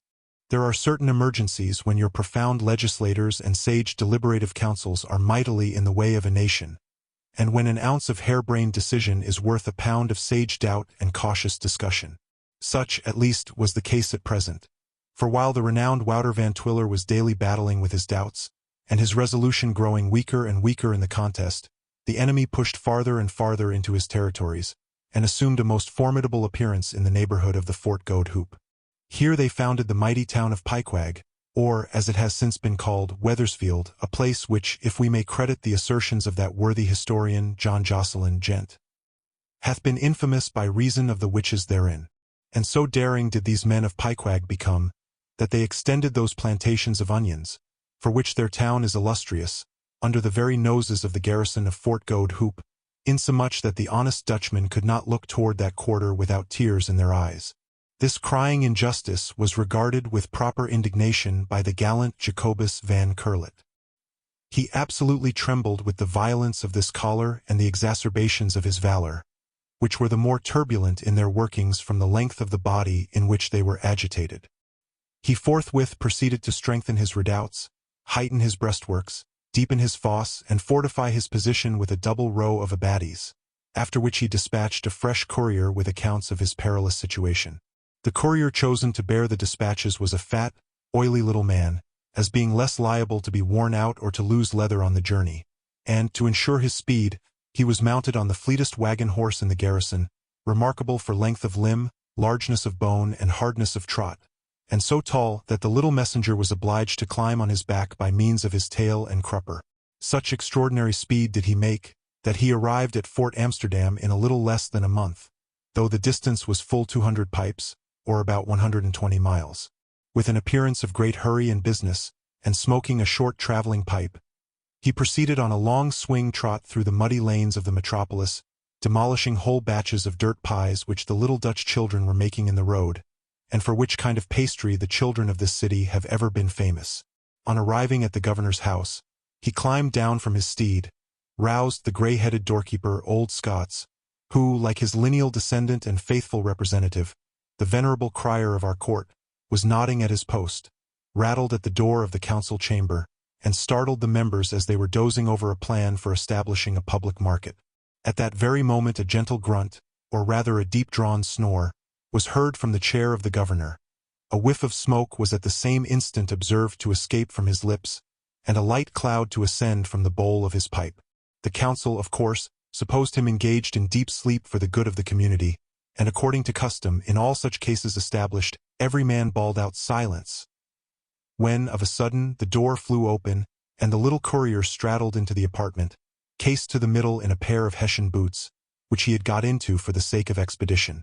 In his right hand he held forth the ominous dispatches, and with his left he grasped firmly the waistband of his galligaskins, which had unfortunately given way in the exertion of descending from his horse. He stumped resolutely up to the governor, and, with more hurry than perspicuity, delivered his message. But, fortunately, his ill tidings came too late to ruffle the tranquillity of this most tranquil of rulers. His venerable excellency had just breathed and smoked his last. His lungs and his pipe having been exhausted together, and his peaceful soul having escaped in the last whiff that curled from his tobacco pipe. In a word, the renowned Walter the Doubter, who had so often slumbered with his contemporaries, now slept with his fathers, and Wilhelmus Kieft governed in his stead. Book 4, containing the chronicles of the reign of William the Testy. Chapter 1. When the lofty Thucydides is about to enter upon his description of the plague that desolated Athens, one of his modern commentators assures the reader that the history is now going to be exceedingly solemn, serious, and pathetic, and hints, with that air of chuckling gratulation with which a good dame draws forth a choice morsel from a cupboard to regale a favorite, that this plague will give his history a most agreeable variety. In like manner did my heart leap within me when I came to the dolorous dilemma of Fort Good Hope, which I at once perceived to be the forerunner of a series of great events and entertaining disasters. Such are the true subjects for the historic pen. For what is history, in fact, but a kind of Newgate calendar, a register of the crimes and miseries that man has inflicted on his fellow men. It is a huge libel on human nature to which we industriously add page after page, volume after volume, as if we were building up a monument to the honor, rather than the infamy of our species. If we turn over the pages of these chronicles that man has written of himself, what are the characters dignified by the appellation of great, and held up to the admiration of posterity? Tyrants, robbers, conquerors, renowned only for the magnitude of their misdeeds and the stupendous wrongs and miseries they have inflicted on mankind, warriors, who have hired themselves to the trade of blood, not from motives of virtuous patriotism, or to protect the injured and defenseless, but merely to gain the vaunted glory of being adroit and successful in massacring their fellow beings. What are the great events that constitute a glorious era? The fall of empires, the desolation of happy countries, splendid cities smoking in their ruins, the proudest works of art tumbled in the dust, the shrieks and groans of whole nations ascending unto heaven. It is thus the historians may be said to thrive on the miseries of mankind, like birds of prey which hover over the field of battle to fatten on the mighty dead. It was observed by a great projector of inland lock navigation that rivers, lakes, and oceans were only formed to feed canals. In like manner, I am tempted to believe that plots, conspiracies, wars, victories, and massacres are ordained by Providence only as food for the historian. It is a source of great delight to the philosophers, in studying the wonderful economy of nature, to trace the mutual dependencies of things, how they are created reciprocally for each other, and how the most noxious and apparently unnecessary animal has its uses. Thus those swarms of flies which are so often execrated as useless vermin are created for the sustenance of spiders, and spiders, on the other hand, are evidently made to devour flies. So those heroes who have been such scourges to the world were bounteously provided as themes for the poet and historian, while the poet and the historian were destined to record the achievements of heroes. These and many similar reflections naturally arose in my mind as I took up my pen to commence the reign of William Kieft. For now the stream of our history, which hitherto has rolled in a tranquil current, is about to depart, forever from its peaceful haunts, and brawl through many a turbulent and rugged scene. As some sleek ox, sunk in the rich repose of a clover field, dozing and chewing the cud, will bear repeated blows before it raises itself, so the province of New Netherlands, having waxed fat under the drowsy reign of the doubter, needed cuffs and kicks to rouse it into action. The reader will now witness the manner in which a peaceful community advances towards a state of war, which is apt to be like the approach of a horse to a drum, with much prancing and little progress, and too often with the wrong end foremost. Wilhelmus Kieft, who in 1634 ascended the gubernatorial chair, to borrow a favorite though clumsy appellation of modern phraseologists, was of a lofty descent, his father being inspector of windmills in the ancient town of Amsterdam, and our hero, we are told, when a boy, made very curious investigations into the nature and operation of these machines, which was one reason why he afterwards came to be so ingenious a governor. His name, according to the most authentic etymologists, was a corruption of kiver, that is to say, a wrangler or scolder, and expressed the characteristic of his family, which for nearly 2 centuries had kept the windy town of Amsterdam in hot water, and produced more tartars and brimstones than any 10 families in the place. And so truly did he inherit this family peculiarity that he had not been a year in the government of the province before he was universally denominated William the Testy. His appearance answered to his name. He was a brisk, wiry, waspish little old gentleman, such a one as may now and then be seen stumping about our city in a broad-skirted coat with huge buttons, a cocked hat stuck on the back of his head, and a cane as high as his chin. His face was broad, but his features were sharp. His cheeks were scorched into a dusky red by 2 fiery little gray eyes, his nose turned up, and the corners of his mouth turned down pretty much like the muzzle of an irritable pug dog.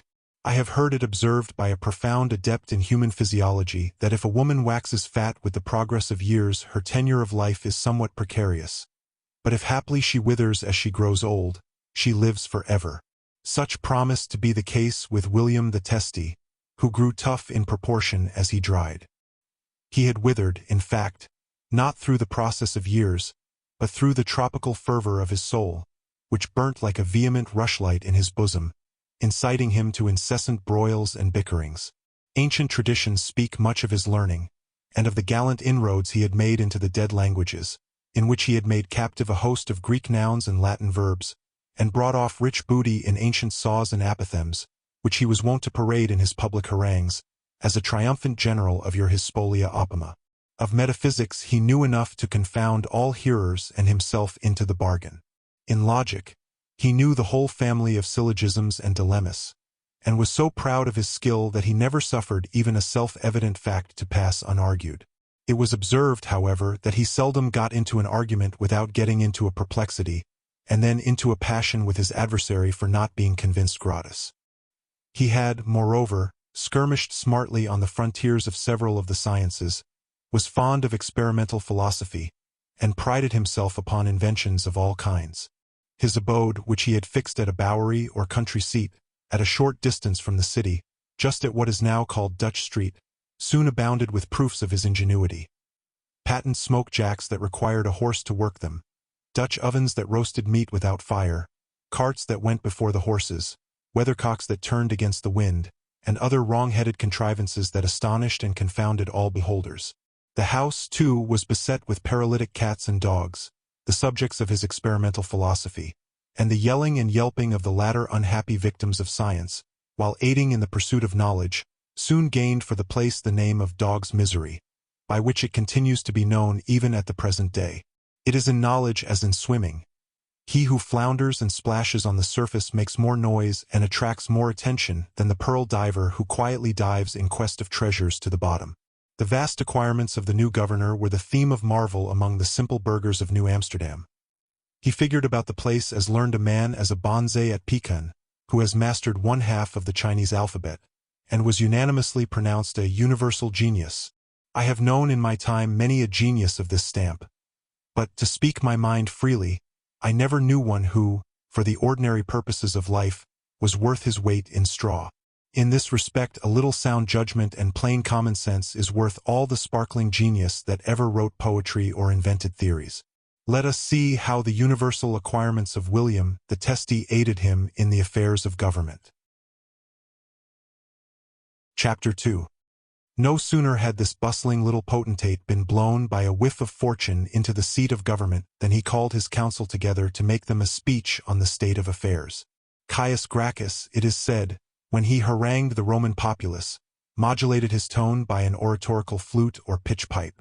Wilhelmus Kieft, not having such an instrument at hand, availed himself of that musical organ or trump which nature has implanted in the midst of a man's face. In other words, he preluded his address by a sonorous blast of the nose, a preliminary flourish much in vogue among public orators. He then commenced by expressing his humble sense of his utter unworthiness of the high post to which he had been appointed, which made some of the simple burghers wonder why he undertook it, not knowing that it is a point of etiquette with a public orator never to enter upon office without declaring himself unworthy to cross the threshold.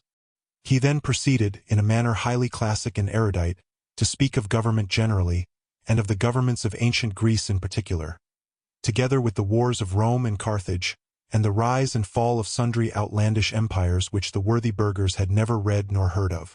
Having thus, after the manner of your learned orators, treated of things in general, he came by a natural roundabout transition to the matter in hand, namely, the daring aggressions of the Yankees.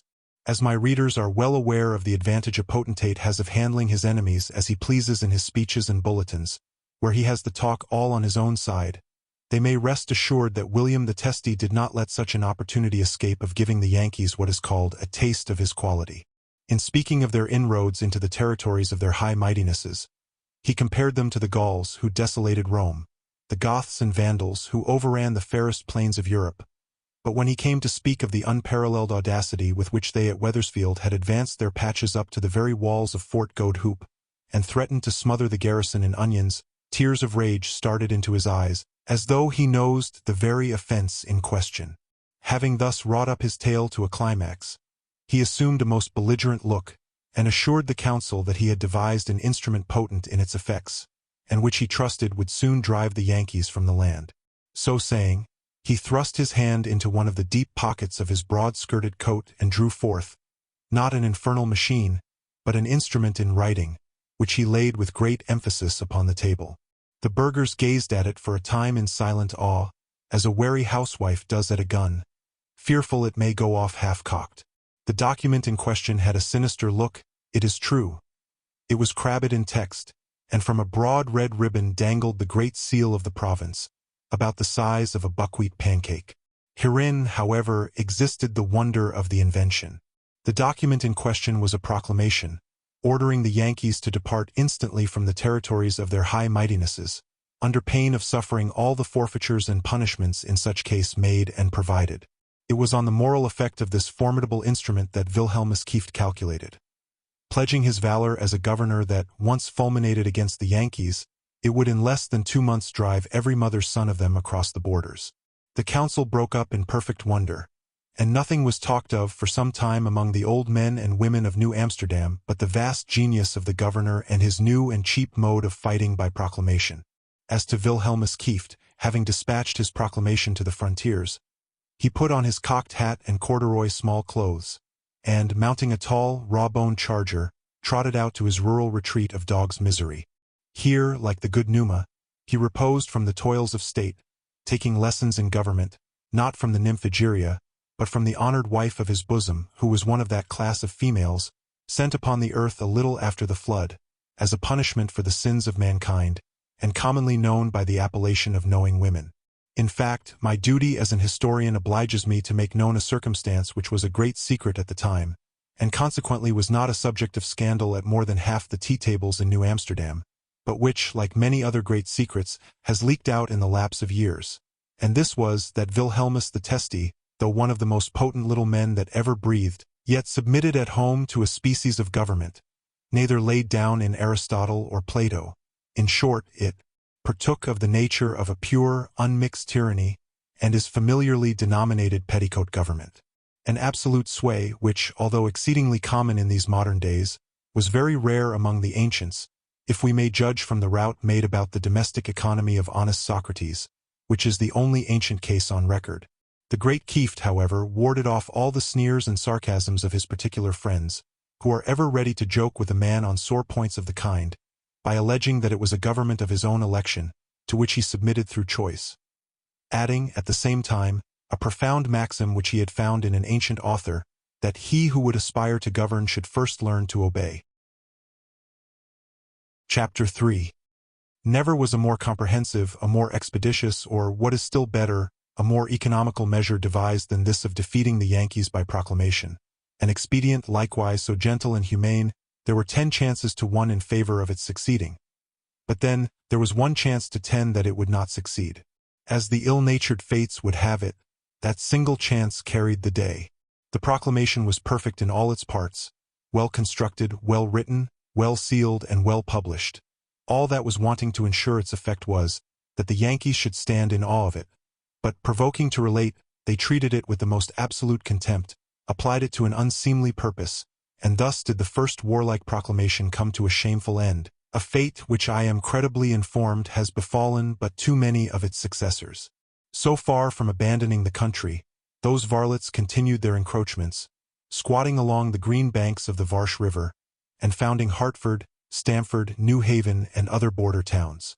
I have already shown how the onion patches of Pyquag were an eyesore to Jacobus van Curlet and his garrison. But now these moss troopers increased in their atrocities, kidnapping hogs, impounding horses, and sometimes grievously rib-roasting their owners.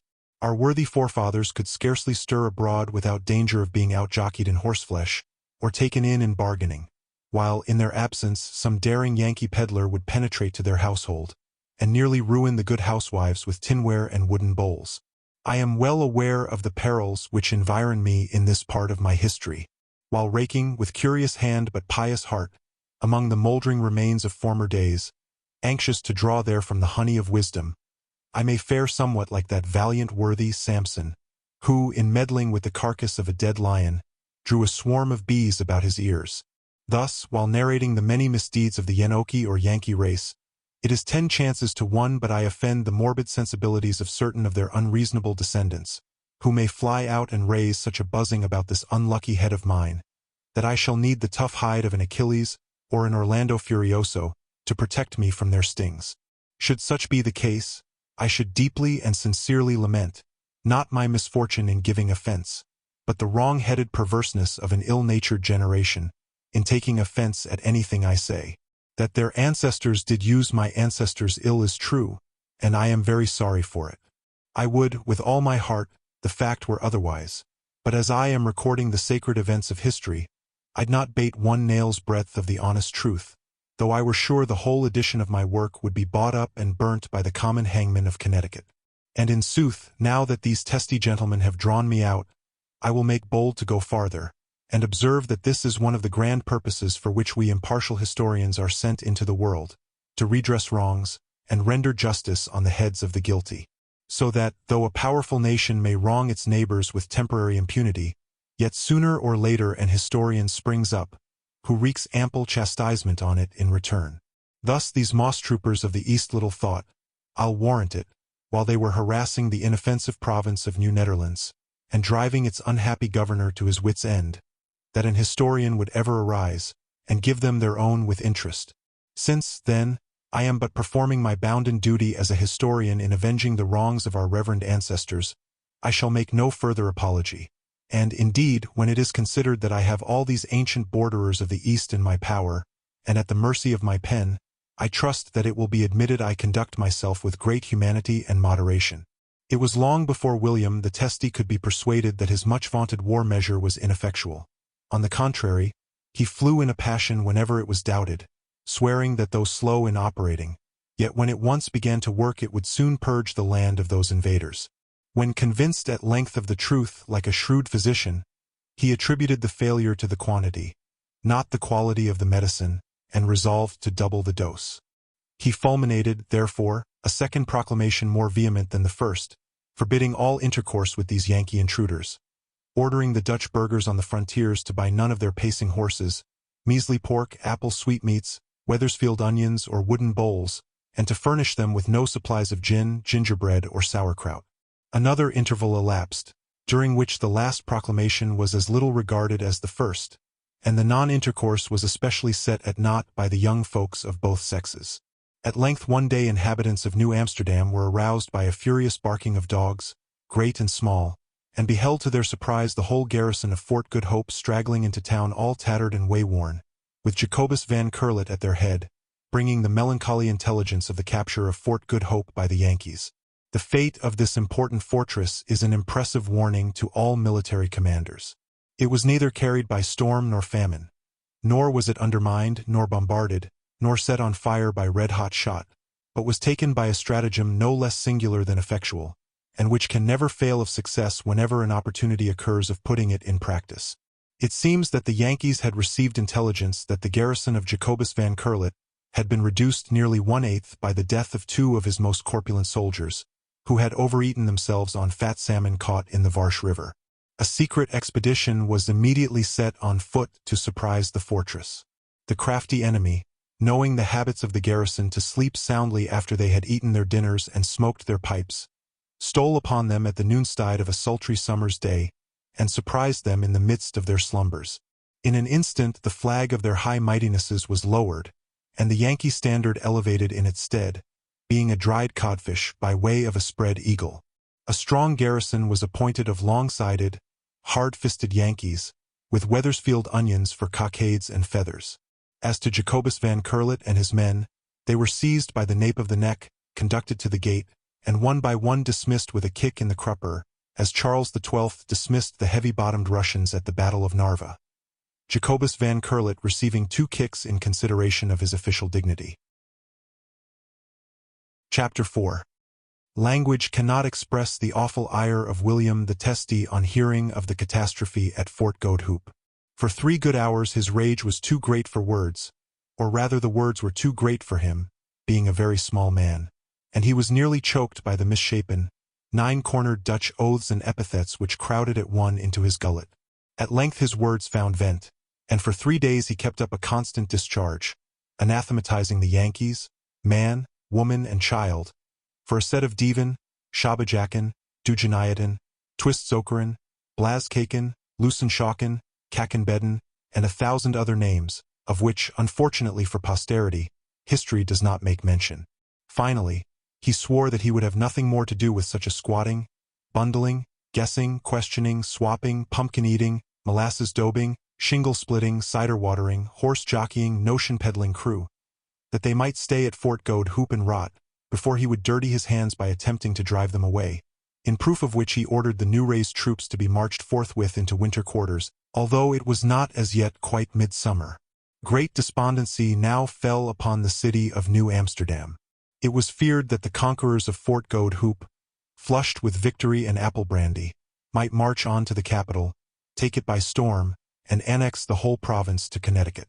The name of Yankee became as terrible among the New Netherlanders as was that of Gaul among the ancient Romans, insomuch that the good wives of the Manhattoes used it as a bugbear wherewith to frighten their unruly children.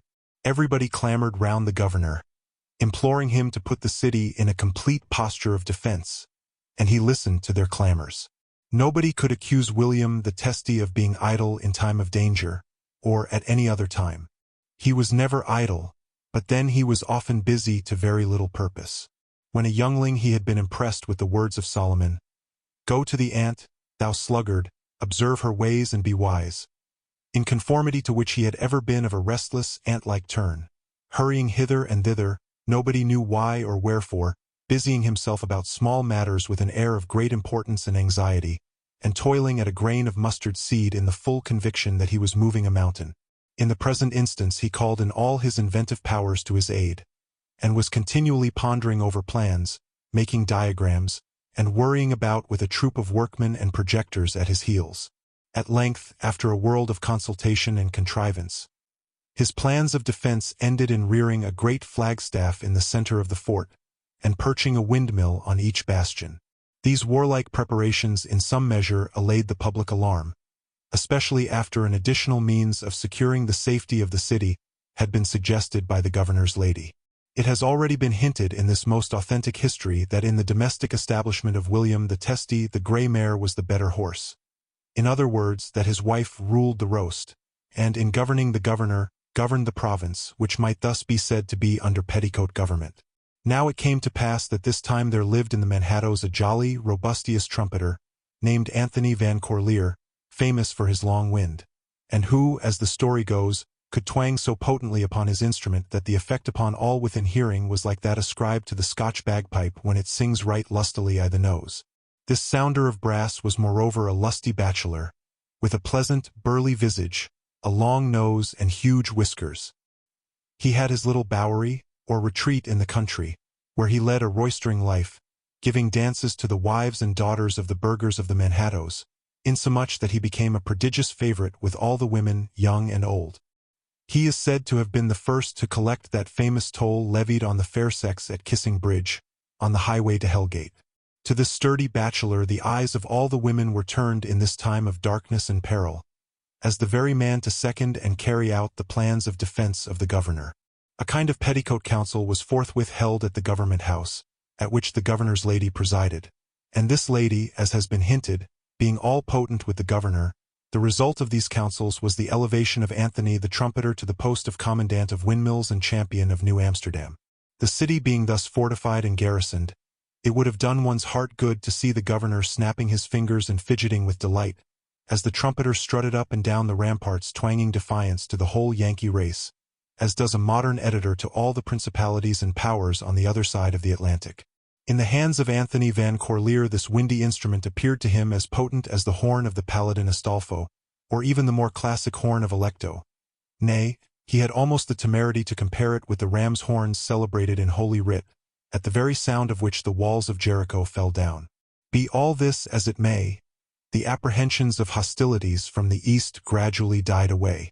The Yankees made no further invasion. Nay, they declared they had only taken possession of Fort Goad Hoop as being erected within their territories. So far from manifesting hostility, they continued to throng to New Amsterdam with the most innocent countenances imaginable, filling the market with their notions, being as ready to trade with the Netherlands as ever, and not a whit more prone to get to the windward of them in a bargain. The old wives of the Manhattoes who took tea with the governor's lady attributed all this affected moderation to the awe inspired by the military preparations of the governor, and the windy prowess of Anthony the trumpeter. There were not wanting illiberal minds, however, who sneered at the governor for thinking to defend his city as he governed it, by mere wind. But William Kieft was not to be jeered out of his windmills. He had seen them perched upon the ramparts of his native city of Sardam, and was persuaded they were connected with the great science of defense.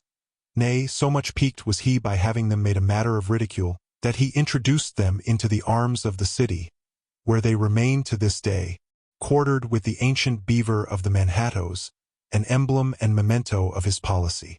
I must not omit to mention that certain wise old burghers of the Manhattoes, skillful in expounding signs and mysteries, after events have come to pass, consider this early intrusion of the windmill into the escutcheon of our city, which before had been wholly occupied by the beaver, as portentous of its after fortune, when the quiet Dutchman would be elbowed aside by the enterprising Yankee, and patient industry overtopped by windy speculation. Chapter 5. Among the wrecks and fragments of exalted wisdom which have floated down the stream of time from venerable antiquity, and been picked up by those humble but industrious wights who ply along the shores of literature, we find a shrewd ordinance of Charondas the Locrian legislator. Anxious to preserve the judicial code of the state from the additions and amendments of country members and seekers of popularity, he ordained that whoever proposed a new law should do it with a halter about his neck, whereby, in case his proposition were rejected, they just hung him up, and there the matter ended. The effect was that for more than 200 years there was but one trifling alteration in the judicial code, and legal matters were so clear and simple that the whole race of lawyers starved to death for want of employment. The Locrians, too, being freed from all incitement to litigation, lived very lovingly together, and were so happy a people that they make scarce any figure in history, it being only your litigious, quarrelsome, rantipole nations who make much noise in the world. I have been reminded of these historical facts in coming to treat of the internal policy of William the Testy. Well would it have been for him had he in the course of his universal acquirements stumbled upon the precaution of the good Charondas, or had he looked nearer home at the protectorate of Aloft the Dreamer, when the community was governed without laws. Such legislation, however, was not suited to the busy, meddling mind of William the Testy. On the contrary, he conceived that the true wisdom of legislation consisted in the multiplicity of laws. He accordingly had great punishments for great crimes, and little punishments for little offenses. By degrees the whole surface of society was cut up by ditches and fences, and quickset hedges of the law, and even the sequestered paths of private life so beset by petty rules and ordinances, too numerous to be remembered, that one could scarce walk at large without the risk of letting off a spring gun or falling into a man-trap. In a little while the blessings of innumerable laws became apparent. A class of men arose to expound and confound them. Petty courts were instituted to take cognizance of petty offenses. Pettifoggers began to abound, and the community was soon set together by the ears. Let me not be thought as intending anything derogatory to the profession of the law, or to the distinguished members of that illustrious order. Well am I aware that we have in this ancient city innumerable worthy gentlemen, the knights-errant of modern days, who go about redressing wrongs and defending the defenseless, not for the love of filthy lucre, nor the selfish cravings of renown, but merely for the pleasure of doing good. Sooner would I throw this trusty pen into the flames, and cork up my ink bottle forever, than infringe even for a nail's breadth upon the dignity of these truly benevolent champions of the distressed. On the contrary, I allude merely to those caitiff scouts who, in these latter days of evil, infest the skirts of the profession, as did the recreant Cornish knights of the honorable order of chivalry, who, under its auspices, commit flagrant wrongs, who thrive by quibbles, by quirks and chicanery, and like vermin increase the corruption in which they are engendered. Nothing so soon awakens the malevolent passions as the facility of gratification. The courts of law would never be so crowded with petty, vexatious, and disgraceful suits were it not for the herds of pettifoggers. These tamper with the passions of the poorer and more ignorant classes, who, as if poverty were not a sufficient misery in itself, are ever ready to embitter it by litigation. These, like quacks in medicine, excite the malady to profit by the cure, and retard the cure to augment the fees. As the quack exhausts the constitution, the pettifogger exhausts the purse, and as he who has once been under the hands of a quack is forever after prone to dabble in drugs, and poison himself with infallible prescriptions, so the client of the pettifogger is ever after prone to embroil himself with his neighbors, and impoverish himself with successful lawsuits. My readers will excuse this digression into which I have been unwarily betrayed, but I could not avoid giving a cool and unprejudiced account of an abomination too prevalent in this excellent city, and with the effects of which I am ruefully acquainted, having been nearly ruined by a lawsuit which was decided against me, and my ruin having been completed by another which was decided in my favor. To return to our theme, there was nothing in the whole range of moral offenses against which the jurisprudence of William the Testy was more strenuously directed than the crying sin of poverty. He pronounced it the root of all evil, and determined to cut it up root and branch, and extirpate it from the land. He had been struck, in the course of his travels in the old countries of Europe, with the wisdom of those notices posted up in country towns, that any vagrant found begging there would be put in the stocks. And he had observed that no beggars were to be seen in these neighborhoods, having doubtless thrown off their rags and their poverty, and become rich under the terror of the law. He determined to improve upon this hint. In a little while a new machine of his own invention was erected hard by Dog's Misery. This was nothing more nor less than a gibbet, of a very strange, uncouth, and unmatchable construction, far more efficacious, as he boasted, than the stocks, for the punishment of poverty. It was for altitude not a whit inferior to that of Haman, so renowned in Bible history.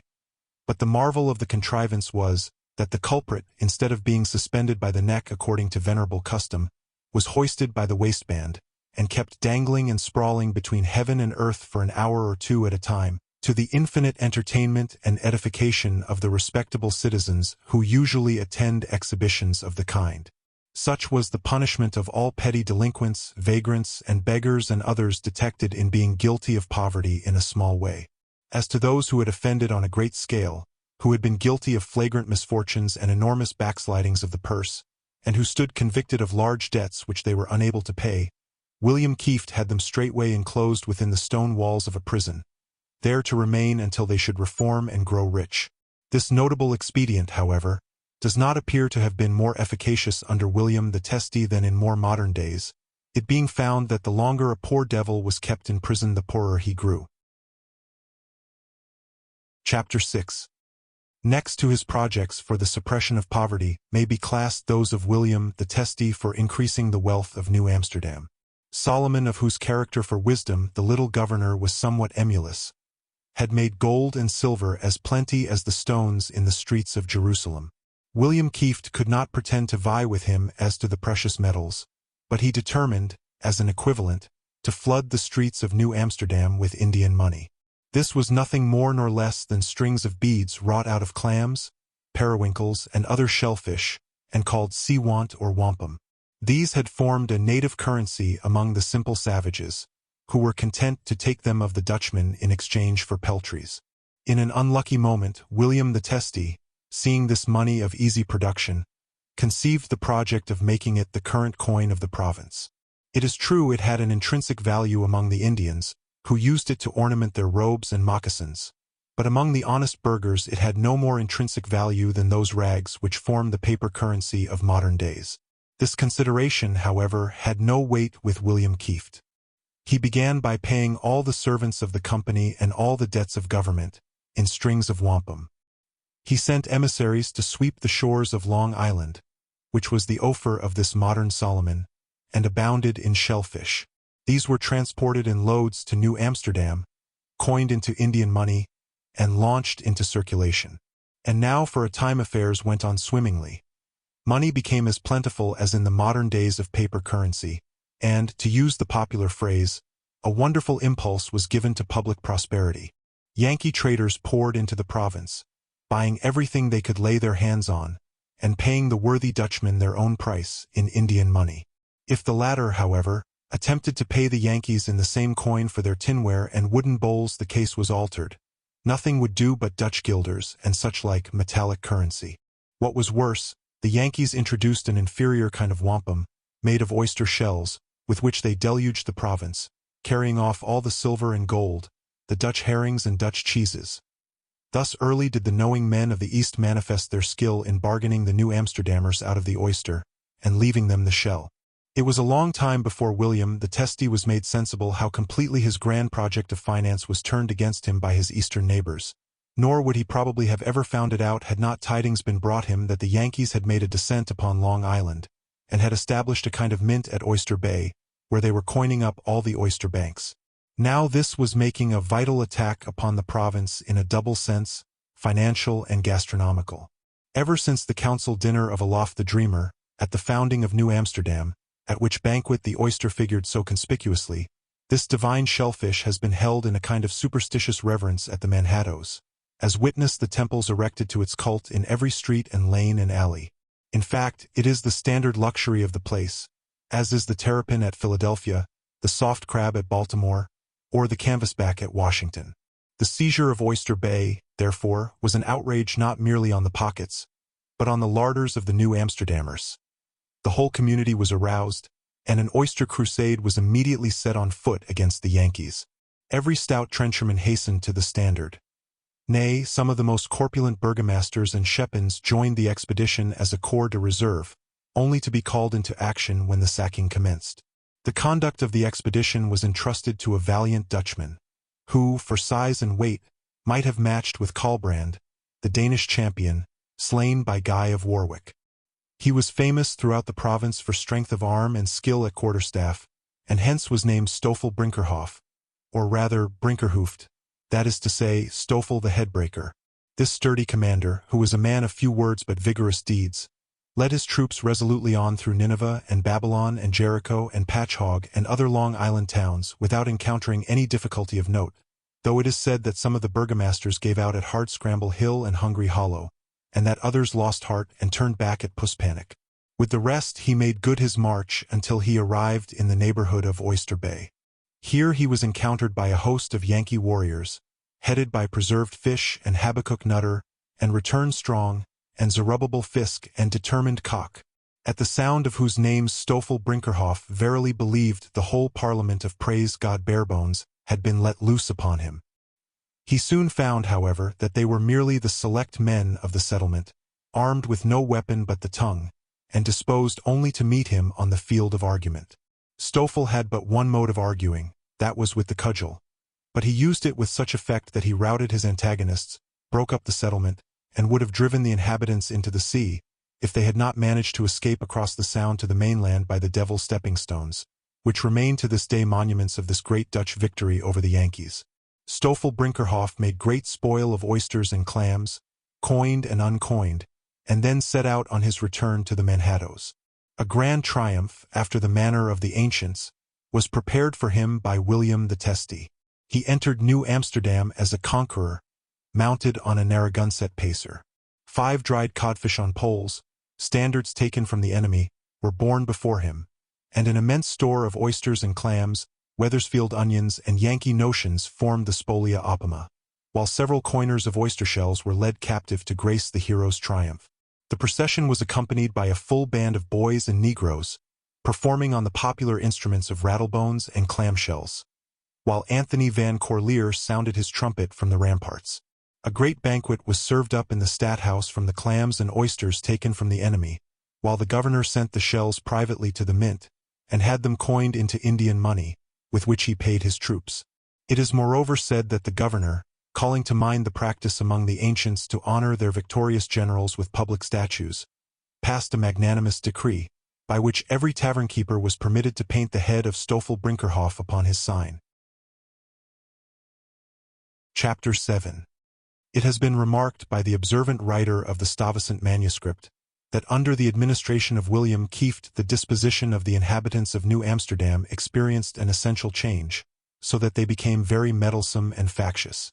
The unfortunate propensity of the little governor to experiment and innovation, and the frequent exacerbations of his temper, kept his council in a continual worry, and the council being to the people at large what yeast or leaven is to a batch, they threw the whole community in a ferment, and the people at large being to the city what the mind is to the body, the unhappy commotions they underwent operated most disastrously upon New Amsterdam, insomuch that, in certain of their paroxysms of consternation and perplexity, they begot several of the most crooked, distorted, and abominable streets, lanes, and alleys, with which this metropolis is disfigured.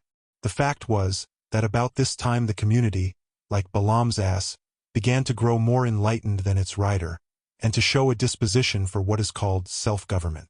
This restive propensity was first evinced in certain popular meetings, in which the burghers of New Amsterdam met to talk and smoke over the complicated affairs of the province, gradually obfuscating themselves with politics and tobacco smoke.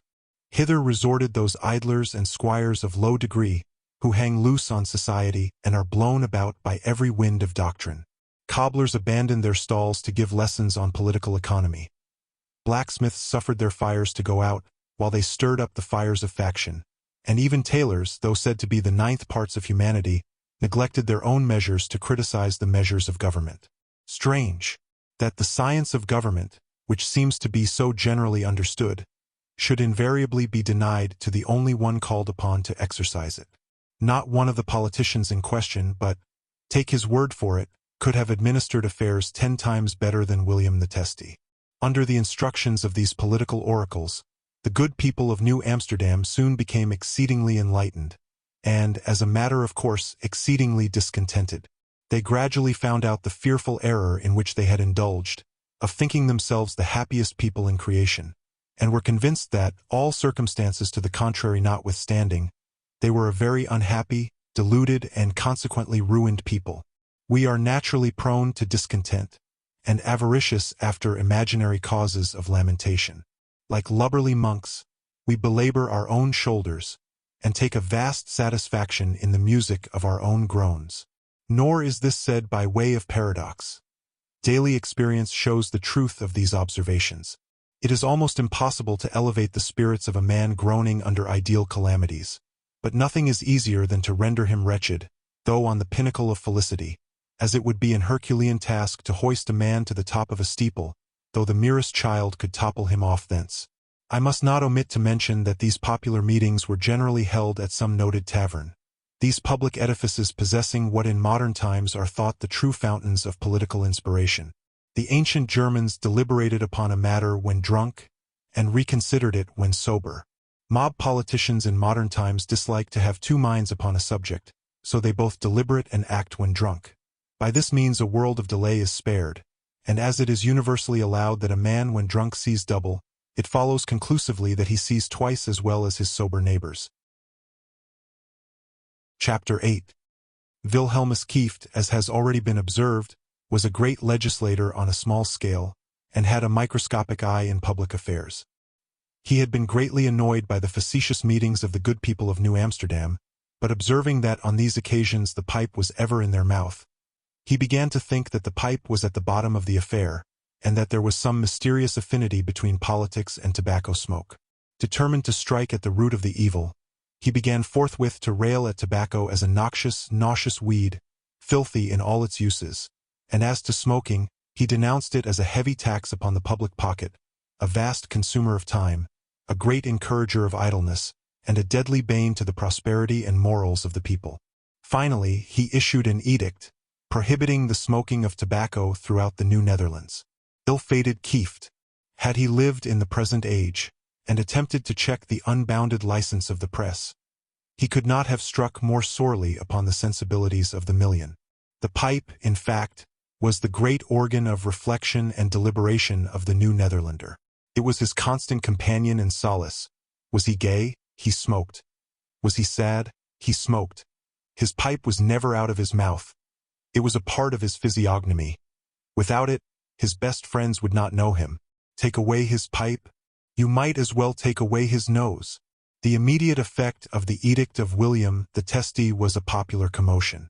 A vast multitude, armed with pipes and tobacco boxes, and an immense supply of ammunition, sat themselves down before the governor's house, and fell to smoking with tremendous violence.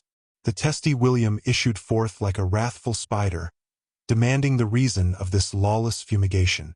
The sturdy rioters replied by lolling back in their seats, and puffing away with redoubled fury, raising such a murky cloud that the governor was fain to take refuge in the interior of his castle.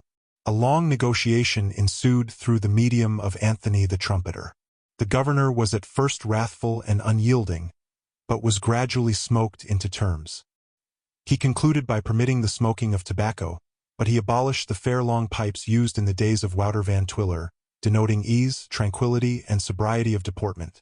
These he condemned as incompatible with the dispatch of business, in place whereof he substituted little captious short pipes, 2 inches in length, which, he observed, could be stuck in one corner of the mouth or twisted in the hatband, and would never be in the way. Thus ended this alarming insurrection, which was long known by the name of the pipe plot, and which, it has been somewhat quaintly observed, did end, like most plots and seditions, in mere smoke. But mark, O reader, the deplorable evils which did afterward result. The smoke of these villainous little pipes, continually ascending in a cloud about the nose, penetrated into and befogged the cerebellum, dried up all the kindly moisture of the brain, and rendered the people who used them as vaporish and testy as the governor himself. Nay, what is worse, from being goodly, burly, sleek-conditioned men, they became, like our Dutch yeomanry who smoke short pipes, a lantern-jawed, smoke-dried, leather-hided race. Nor was this all. From this fatal schism in tobacco pipes we may date the rise of parties in the New Netherlands. The rich and self-important burghers who had made their fortunes, and could afford to be lazy, adhered to the ancient fashion, and formed a kind of aristocracy known as the long pipes, while the lower order, adopting the reform of William Kieft as more convenient in their handicraft employments, were branded with the plebeian name of short pipes. A third party sprang up, headed by the descendants of Robert Che-Witt, the companion of the great Hudson. These discarded pipes altogether and took up chewing tobacco, hence they were called quids, an appellation since given to those political mongrels which sometimes spring up between two great parties, as a mule is produced between a horse and an ass. And here I would note the great benefit of party distinctions in saving the people at large the trouble of thinking. Hesiod divides mankind into three classes: those who think for themselves, those who think as others think, and those who do not think at all. The second class comprises the great mass of society. For most people require a set creed and a file leader. Hence the origin of party, which means a large body of people, some few of whom think and all the rest talk. The former take the lead and discipline the latter, prescribing what they must say, what they must approve, what they must hoot at, whom they must support, but, above all, whom they must hate. For no one can be a right good partisan who is not a thoroughgoing hater. The enlightened inhabitants of the Manhattoes, therefore, being divided into parties, were enabled to hate each other with great accuracy. And now the great business of politics went bravely on, the long pipes and short pipes assemblings in separate beer-houses, and smoking at each other with implacable vehemence, to the great support of the state and profit of the tavern-keepers. Some, indeed, went so far as to bespatter their adversaries with those odoriferous little words which smell so strong in the Dutch language, believing, like true politicians, that they served their party and glorified themselves in proportion as they bewrayed their neighbors. But, however they might differ among themselves, all parties agreed in abusing the governor, seeing that he was not a governor of their choice, but appointed by others to rule over them. "Unhappy William Kieft," exclaims the sage writer of the Stuyvesant manuscript, doomed to contend with enemies too knowing to be entrapped, and to reign over a people too wise to be governed. All his foreign expeditions were baffled and set at naught by the all-pervading Yankees. All his home measures were canvassed and condemned by numerous and respectable meetings of pothouse politicians. In the multitude of counselors, we are told, there is safety. But the multitude of counselors was a continual source of perplexity to William Kieft. With a temperament as hot as an old radish, and a mind subject to perpetual whirlwinds and tornadoes, he never failed to get into a passion with everyone who undertook to advise him. I have observed, however, that your passionate little men, like small boats with large sails, are easily upset or blown out of their course. So was it with William the Testy, who was prone to be carried away by the last piece of advice blown into his ear. The consequence was that though a projector of the first class, yet, by continually changing his projects, he gave none a fair trial, and by endeavoring to do everything, he, in sober truth, did nothing. In the meantime the sovereign people, having got into the saddle, showed themselves, as usual, unmerciful riders, spurring on the little governor with harangues and petitions, and thwarting him with memorials and reproaches, in much the same way as holiday apprentices manage an unlucky devil of a hack-horse, so that Wilhelmus Kieft was kept at a worry or a gallop throughout the whole of his administration. Chapter 9. If we could but get a peep at the tally of Dame Fortune, where like a vigilant landlady she chalks up the debtor and creditor accounts of thoughtless mortals, we should find that every good is checked off by an evil, and that however we may apparently revel scot-free for a season, the time will come when we must ruefully pay off the reckoning. Fortune, in fact, is a pestilent shrew, and withal an inexorable creditor, and though for a time she may be all smiles and courtesies, and indulge us in long credits, Yet sooner or later she brings up her arrears with a vengeance, and washes out her scores with our tears. Since, says good old Boethius, no man can retain her at his pleasure, what are her favors but sure prognostications of approaching trouble and calamity? This is the fundamental maxim of that sage school of philosophers, the croakers, who esteem it true wisdom to doubt and despond when other men rejoice, well knowing that happiness is at best but transient, that the higher one is elevated on the seesaw balance of fortune, the lower must be his subsequent depression, that he who is on the uppermost round of a ladder has most to suffer from a fall, while he who is at the bottom runs very little risk of breaking his neck by tumbling to the top. Philosophical readers of this stamp must have doubtless indulged in dismal forebodings all through the tranquil reign of Walter the Doubter, and considered it what Dutch seamen call a weather breeder. They will not be surprised, therefore, that the foul weather which gathered during his days should now be rattling from all quarters on the head of William the Testy. The origin of some of these troubles may be traced quite back to the discoveries and annexations of Hans Rainier Uthout, the explorer, and Winant ten Britches, the land measurer, made in the twilight days of Olaf the Dreamer, by which the territories of the New Netherlands were carried far to the south, to Delaware River and parts beyond. The consequence was many disputes and brawls with the Indians, which now and then reached the drowsy ears of Walter the Doubter and his council, like the muttering of distant thunder from behind the mountains, without, however, disturbing their repose. It was not till the time of William the Testy that the thunderbolt reached the Manhattoes. While the little governor was diligently protecting his eastern boundaries from the Yankees, word was brought him of the eruption of a vagrant colony of Swedes in the south, who had landed on the banks of the Delaware, and displayed the banner of that redoubtable virago Queen Christina, and taken possession of the country in her name. These had been guided in their expedition by one Peter Minuits or Minowitz, a renegade Dutchman, formerly in the service of their high mightinesses, but who now declared himself governor of all the surrounding country, to which was given the name of the province of New Sweden. It is an old saying that a little pot is soon hot, which was the case with William the Testy. Being a little man, he was soon in a passion, and once in a passion he soon boiled over. Summoning his council on the receipt of this news, he belabored the Swedes in the longest speech that had been heard in the colony since the wordy warfare of 10 Breeches and Tough Breeches. Having thus taken off the fire edge of his valor, he resorted to his favorite measure of proclamation, and dispatched a document of the kind, ordering the renegade Minowitz and his gang of Swedish vagabonds to leave the country immediately, under pain of vengeance of their high mightinesses the Lord States General, and of the potentates of the Manhattoes.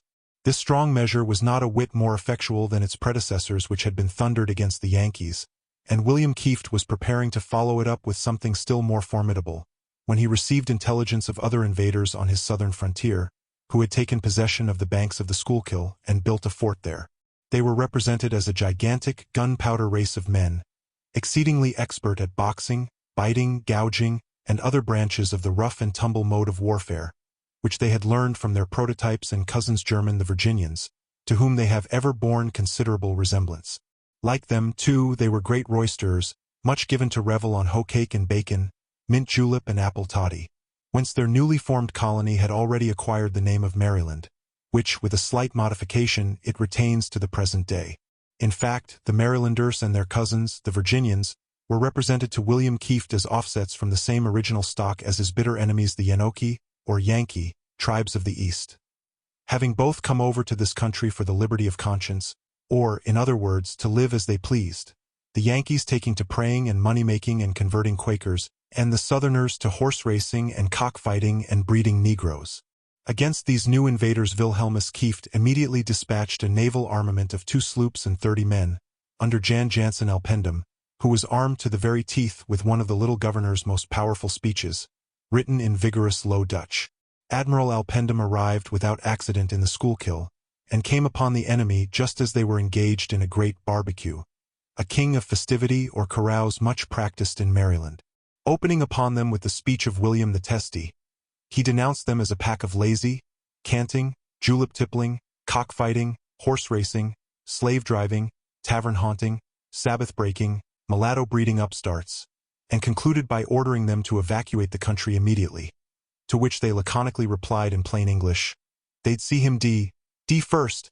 Now this was a reply on which neither Jan Jansen Alpendam nor Wilhelmus Kieft had made any calculation. Finding himself, therefore, totally unprepared to answer so terrible a rebuff with suitable hostility, the admiral concluded his wisest course would be to return home and report progress. He accordingly steered his course back to New Amsterdam, where he arrived safe, having accomplished this hazardous enterprise at small expense of treasure, and no loss of life. His saving policy gained him the universal appellation of the savior of his country, and his services were suitably rewarded by a shingle monument, erected by subscription on the top of Flattenborough Hill, where it immortalized his name for 3 whole years, when it fell to pieces and was burnt for firewood. Chapter 10. About this time, the testy little governor of the New Netherlands appears to have had his hands full, and with one annoyance and the other to have been kept continually on the bounce. He was on the very point of following up the expedition of Jan Jansen Alpendam by some belligerent measures against the marauders of Maryland, when his attention was suddenly called away by belligerent troubles springing up in another quarter, the seeds of which had been sown in the tranquil days of Walter the Doubter. The reader will recollect the deep doubt into which that most pacific governor was thrown on Kilian van Rensselaer's taking possession of Bairn Island by Wapen Recht. While the governor doubted and did nothing, the lordly Kilian went on to complete his sturdy little castellum of Rensselaersteen, and to garrison it with a number of his tenants from the Helderberg, a mountain region famous for the hardest heads and hardest fists in the province. Nicholas Korn, a faithful squire of the patroon, accustomed to strut at his heels, wear his cast-off clothes, and imitate his lofty bearing, was established in this post as wachtmeester. His duty it was to keep an eye on the river, and oblige every vessel that passed, unless on the service of their high mightinesses, to strike its flag, lower its peak, and pay toll to the Lord of Rensselaersteen.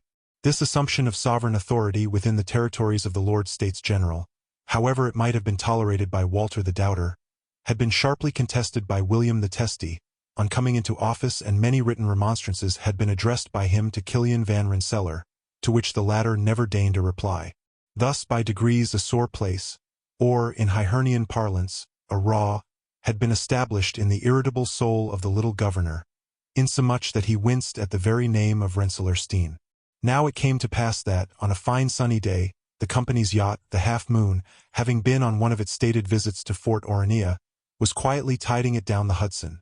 The commander, Govert Lockerman, a veteran Dutch skipper of few words but great bottom, was seated on the high poop, quietly smoking his pipe, under the shadow of the proud flag of Orange, when, on arriving abreast of Bairn Island, he was saluted by a stentorian voice from the shore.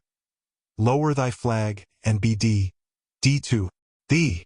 Govert Lockerman, without taking his pipe out of his mouth, turned up his eye from under his broad-brimmed hat to see who hailed him thus discourteously. There, on the ramparts of the forts, stood Nicholas Korn, armed to the teeth, flourishing a brass-hilted sword, while a steeple-crowned hat and cock's tail feather, formerly worn by Kilian van Rensselaer himself, gave an inexpressible loftiness to his demeanor. Govert Lockerman eyed the warrior from top to toe, but was not to be dismayed. Taking the pipe slowly out of his mouth, "To whom should I lower my flag?" demanded he. "To the high and mighty Kilian van Rensselaer, the Lord of Rensselaersteen," was the reply. "I lower it to none but the Prince Orange and my masters, the Lord States General." So saying, he resumed his pipe and smoked with an air of dogged determination. Bang! Went a gun from the fortress. The ball cut both sail and rigging. Govert Lockerman said nothing, but smoked the more doggedly. Bang! Went another gun, the shot whistling close astern. "Fire and be D!" cried Govert Lockerman, cramming a new charge of tobacco into his pipe, and smoking with still increasing vehemence. Bang! Went a third gun. The shot passed over his head, tearing a hole in the princely flag of Orange. This was the hardest trial of all for the pride and patience of Govert Lockerman. He maintained a stubborn though swelling silence, but his smothered rage might be perceived by the short vehement puffs of smoke emitted from his pipe, by which he might be tracked for miles, as he slowly floated out of shot and out of sight of Bairn Island. In fact, he never gave vent to his passion until he got fairly among the highlands of the Hudson, when he let fly whole volleys of Dutch oaths, which are said to linger to this very day among the echoes of the Dunderberg, and to give particular effect to the thunderstorms in that neighborhood. It was the sudden apparition of Govert Lockerman at Dog's Misery, bearing in his hand the tattered flag of Orange, that arrested the attention of William the Testy, just as he was devising a new expedition against the marauders of Maryland. I will not pretend to describe the passion of the little man when he heard of the outrage of Rensselaersteen. Suffice it to say, in the first transports of his fury, he turned dog's misery topsy-turvy, kicked every cur out of doors, and threw the cats out of the window. After which, his spleen being in some measure relieved, he went into a council of war with Govert Lockerman, the skipper, assisted by Anthony Van Corlear, the trumpeter. Chapter 11. The eyes of all New Amsterdam were now turned to see what would be the end of this direful feud between William the Testy and the patron of Rensselaerwyck, and some, observing the consultations of the governor with the skipper and the trumpeter, predicted warlike measures by sea and land. The wrath of William Kieft, however, though quick to rise, was quick to evaporate. He was a perfect brush heap in a blaze, snapping and crackling for a time, and then ending in smoke. Like many other valiant potentates, his first thoughts were all for war, his sober second thoughts for diplomacy. Accordingly, Govert Lockerman was once more dispatched up the river in the company's yacht, the Goat Hoop, bearing Anthony the trumpeter as ambassador, to treat with the belligerent powers of Rensselaersteen. In the fullness of time the yacht arrived before Bairn Island, and Anthony the trumpeter, mounting the poop, sounded a parley to the forces. In a little while the steeple-crowned hat of Nicholas Corn, the Wachtmeester, rose above the battlements, followed by his iron visage, and ultimately his whole person, armed, as before, to the very teeth, while one by one a whole row of Helderbergers reared their round burly heads above the wall, and beside each pumpkin head peered the end of a rusty musket. Nothing daunted by this formidable array, Anthony Van Corlear drew forth and read with audible voice a missive from William the Testy, protesting against the usurpation of Bairn Island, and ordering the garrison to quit the premises, bag and baggage, on pain of the vengeance of the potentate of the Manhattoes. In reply, the Wachtmeester applied the thumb of his right hand to the end of his nose, and the thumb of the left hand to the little finger of the right, and spreading each hand like a fan, made an aerial flourish with his fingers. Anthony Van Corlear was sorely perplexed to understand this sign, which seemed to him something mysterious and Masonic. Not liking to betray his ignorance, he again read with a loud voice the missive of William the Testy, and again Nicholas Corn applied the thumb of his right hand to the end of his nose, and the thumb of his left hand to the little finger of the right, and repeated this kind of nasal weathercock. Anthony Van Corlear now persuaded himself that this was some shorthand sign or symbol, current in diplomacy, which, though unintelligible to a new diplomat like himself, would speak volumes to the experienced intellect of William the Testy. Considering his embassy therefore at an end, he sounded his trumpet with great complacency, and set sail on his return down the river, every now and then practicing this mysterious sign of the Wachtmeester, to keep it accurately in mind. Arrived at New Amsterdam, he made a faithful report of his embassy to the governor, accompanied by a manual exhibition of the response of Nicholas Corn. The governor was equally perplexed with his ambassador. He was deeply versed in the mysteries of Freemasonry, but they threw no light on the matter. He knew ever variety of windmill and weathercock, but was not a whit the wiser as to the aerial sign in question. He had even dabbled in Egyptian hieroglyphics, and the mystic symbols of the obelisk, but none furnished a key to the reply of Nicholas Corn. He called a meeting of his council. Anthony Van Corlear stood forth in the midst, and putting the thumb of his right hand to his nose, and the thumb of his left hand to the finger of the right, he gave a faithful effisimile of the portentous sign. Having a nose of unusual dimensions, it was as if the reply had been put in capitals, but all in vain. The worthy burgomasters were equally perplexed with the governor. Each one put his thumb to the end of his nose, spread his fingers like a fan, imitated the motion of Anthony Van Corlear, then smoked on in dubious silence. Several times was Anthony obliged to stand forth like a fugleman and repeat the sign, and each time a circle of nasal weathercocks might be seen in the council chamber. Perplexed in the extreme, William the Testy sent for all the soothsayers and fortune-tellers and wise men of the Manhattoes, but none could interpret the mysterious reply of Nicholas Corn. The council broke up in sore perplexity. The matter got abroad. Anthony Van Corlear was stopped at every corner to repeat the signal to a knot of anxious newsmongers, each of whom departed with his thumb to his nose and his fingers in the air, to carry the story home of his family. For several days all business was neglected in New Amsterdam. Nothing was talked of but the diplomatic mission of Anthony the Trumpeter. Nothing was to be seen but knots of politicians with their thumbs to their noses. In the meantime, the fierce feud between William the Testy and Kilian van Rensselaer, which at first had menaced deadly warfare, gradually cooled off, like many other war questions, in the prolonged delays of diplomacy. Still, to this early affair of Rensselaerstein may be traced the remote origin of those windy wars in modern days which rage in the bowels of the Helderberg, and have well-nigh shaken the great patroonship of the Van Rensselaers to its foundation. For we are told that the bully boys of the Helderberg, who served under Nicholas Korn, the Wachtmeester, carried back to their mountains the hieroglyphic sign which had so sorely puzzled Anthony van Corlear and the sages of the Manhattoes. So that, to the present day, the thumb to the nose and the fingers in the air is apt to be the reply of the Helderbergers whenever called upon for any long arrears of rent. Chapter 12.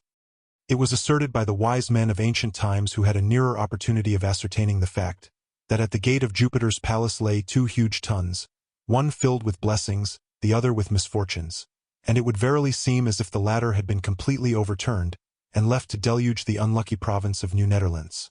For about this time, while harassed and annoyed from the south and the north, incessant forays were made by the border chivalry of Connecticut upon the pigsties and hen roosts of the Netherlanders. Every day or two some broad-bottomed express rider, covered with mud and mire, would come floundering into the gate of New Amsterdam, freighted with some new tale of aggression from the frontier. Whereupon Anthony van Corlear, seizing his trumpet, the only substitute for a newspaper in those primitive days, would sound the tidings from the ramparts with such doleful notes and disastrous cadence as to throw half the old women in the city into hysterics, all which tended greatly to increase his popularity, there being nothing for which the public are more grateful than being frequently treated to a panic, a secret well known to modern editors. But oh, ye powers! Into what a paroxysm of passion did each new outrage of the Yankees throw the choleric little governor! Letter after letter, protest after protest, bad Latin, worse English, and hideous Low Dutch, were incessantly fulminated upon them, and the 24 letters of the alphabet, which formed his standing army, were worn out by constant campaigning. All, however, was ineffectual. Even the recent victory at Oyster Bay, which had shed such a gleam of sunshine between the clouds of his foul-weather reign, was soon followed by a more fearful gathering up of those clouds and indications of more portentous tempests. For the Yankee tribe on the banks of the Connecticut, finding on this memorable occasion their incompetency to cope in fair fight with the sturdy chivalry of the Manhattoes, had called to their aid all the 10 tribes of their brethren who inhabit the East Country, which from them has derived the name of Yankee Land. This call was promptly responded to. The consequence was a great confederacy of the tribes of Massachusetts, Connecticut, New Plymouth, and New Haven, under the title of the United Colonies of New England, the pretended object of which was mutual defense against the savages, but the real object the subjugation of the New Netherlands. For, to let the reader into one of the greatest secrets of history, the New Netherlands had long been regarded by the whole Yankee race as the modern land of promise, and themselves as the chosen and peculiar people destined, one day or other, by hook or by crook, to get possession of it. In truth, they are a wonderful and all-prevalent people, of that class who only require an inch to gain an ell, or a halter to gain a horse. From the time they first gained a foothold on Plymouth Rock, they began to migrate, progressing from place to place, and land to land, making a little here and a little there, and controverting the old proverb that a rolling stone gathers no moss. Hence they have facetiously received the nickname of the Pilgrims, that is to say, a people who are always seeking a better country than their own. The tidings of this great Yankee League struck William Kieft with dismay, and for once in his life he forgot to bounce on receiving a disagreeable piece of intelligence. In fact, on turning over in his mind all that he had read at The Hague about leagues and combinations, he found that this was a counterpart of the Amphictyonic League, by which the states of Greece attained such power and supremacy, and the very idea made his heart quake for the safety of his empire at the Manhattoes. The affairs of the Confederacy were managed by an annual council of delegates held at Boston, which Kieft denominated the Delphos of this truly classic league. The very first meeting gave evidence of hostility to the New Netherlanders, who were charged, in their dealings with the Indians, with carrying on a traffic in guns, powder, and shot, a trade damnable and injurious to the colonists. It is true the Connecticut traders were fain to dabble a little in this damnable traffic, but then they always dealt in what were termed Yankee guns, ingeniously calculated to burst in the pagan hands which used them.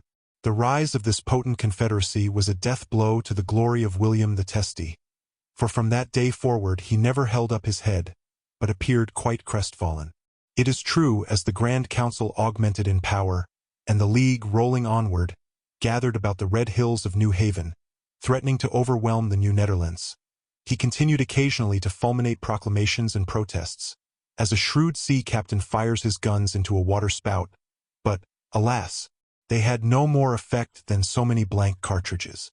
Thus end the authenticated chronicles of the reign of William the Testy, for henceforth, in the troubles, perplexities, and confusion of the times, he seems to have been totally overlooked, and to have slipped forever through the fingers of scrupulous history. It is a matter of deep concern that such obscurity should hang over his latter days, for he was in truth a mighty and great little man, and worthy of being utterly renowned, seeing that he was the first potentate that introduced into this land the art of fighting by proclamation, and defending a country by trumpeters and windmills. It is true that certain of the early provincial poets, of whom there were great numbers in the New Netherlands, taking advantage of his mysterious exit, have fabled that, like Romulus, he was translated to the skies, and forms a very fiery little star, somewhere on the left claw of the crab, while others, equally fanciful, declare that he had experienced a fate similar to that of the good King Arthur, who, we are assured by ancient bards, was carried away to the delicious abodes of fairyland, where he still exists in pristine worth and vigor, and will one day or another return to restore the gallantry, the honor, and the immaculate probity, which prevailed in the glorious days of the Round Table. All these, however, are but pleasing fantasies, the cobweb visions of those dreaming varlets the poets, to which I would not have my judicious reader attach any credibility. Neither am I disposed to credit an ancient and rather apocryphal historian, who asserts that the ingenious Wilhelmus was annihilated by the blowing down of one of his windmills, nor a writer of later times, who affirms that he fell a victim to an experiment in natural history, having the misfortune to break his neck from a garret window of the Stadthouse in attempting to catch swallows by sprinkling salt upon their tails. Still less do I put my faith in the tradition that he perished at sea in conveying home to Holland a treasure of golden ore, discovered somewhere among the haunted regions of the Catskill Mountains. The most probable account declares that what with the constant troubles on his frontiers, the incessant schemings and projects going on in his own pericranium, the memorials, petitions, remonstrances, and sage pieces of advice of respectable meetings of the sovereign people, and the refractory disposition of his counselors, who were sure to differ from him on every point, and uniformly to be in the wrong, his mind was kept in a furnace heat, until he became as completely burnt out as a Dutch family pipe which has passed through 3 generations of hard smokers. In this manner did he undergo a kind of animal combustion, consuming away like a farthing rushlight, so that when grim death finally snuffed him out, there was scarcely left enough of him to bury. Dear listener, we close the pages on another tale, a journey through words, imagination, and emotion. Here at the Falls Audiobook, where stories flow like a river's current, carrying you to distant worlds and uncharted depths, we thank you for joining us. As always, we invite you to linger a little longer. Subscribe to our channel to discover more stories waiting to be heard, each a cascade of voices, ideas, and artistry. And remember, every great story begins with a single word. Perhaps the next one will begin with you. Until our voices meet again, may your days be filled with quiet moments, rich pages, and the soothing sound of a story well told. This is the Falls Audiobook, signing off.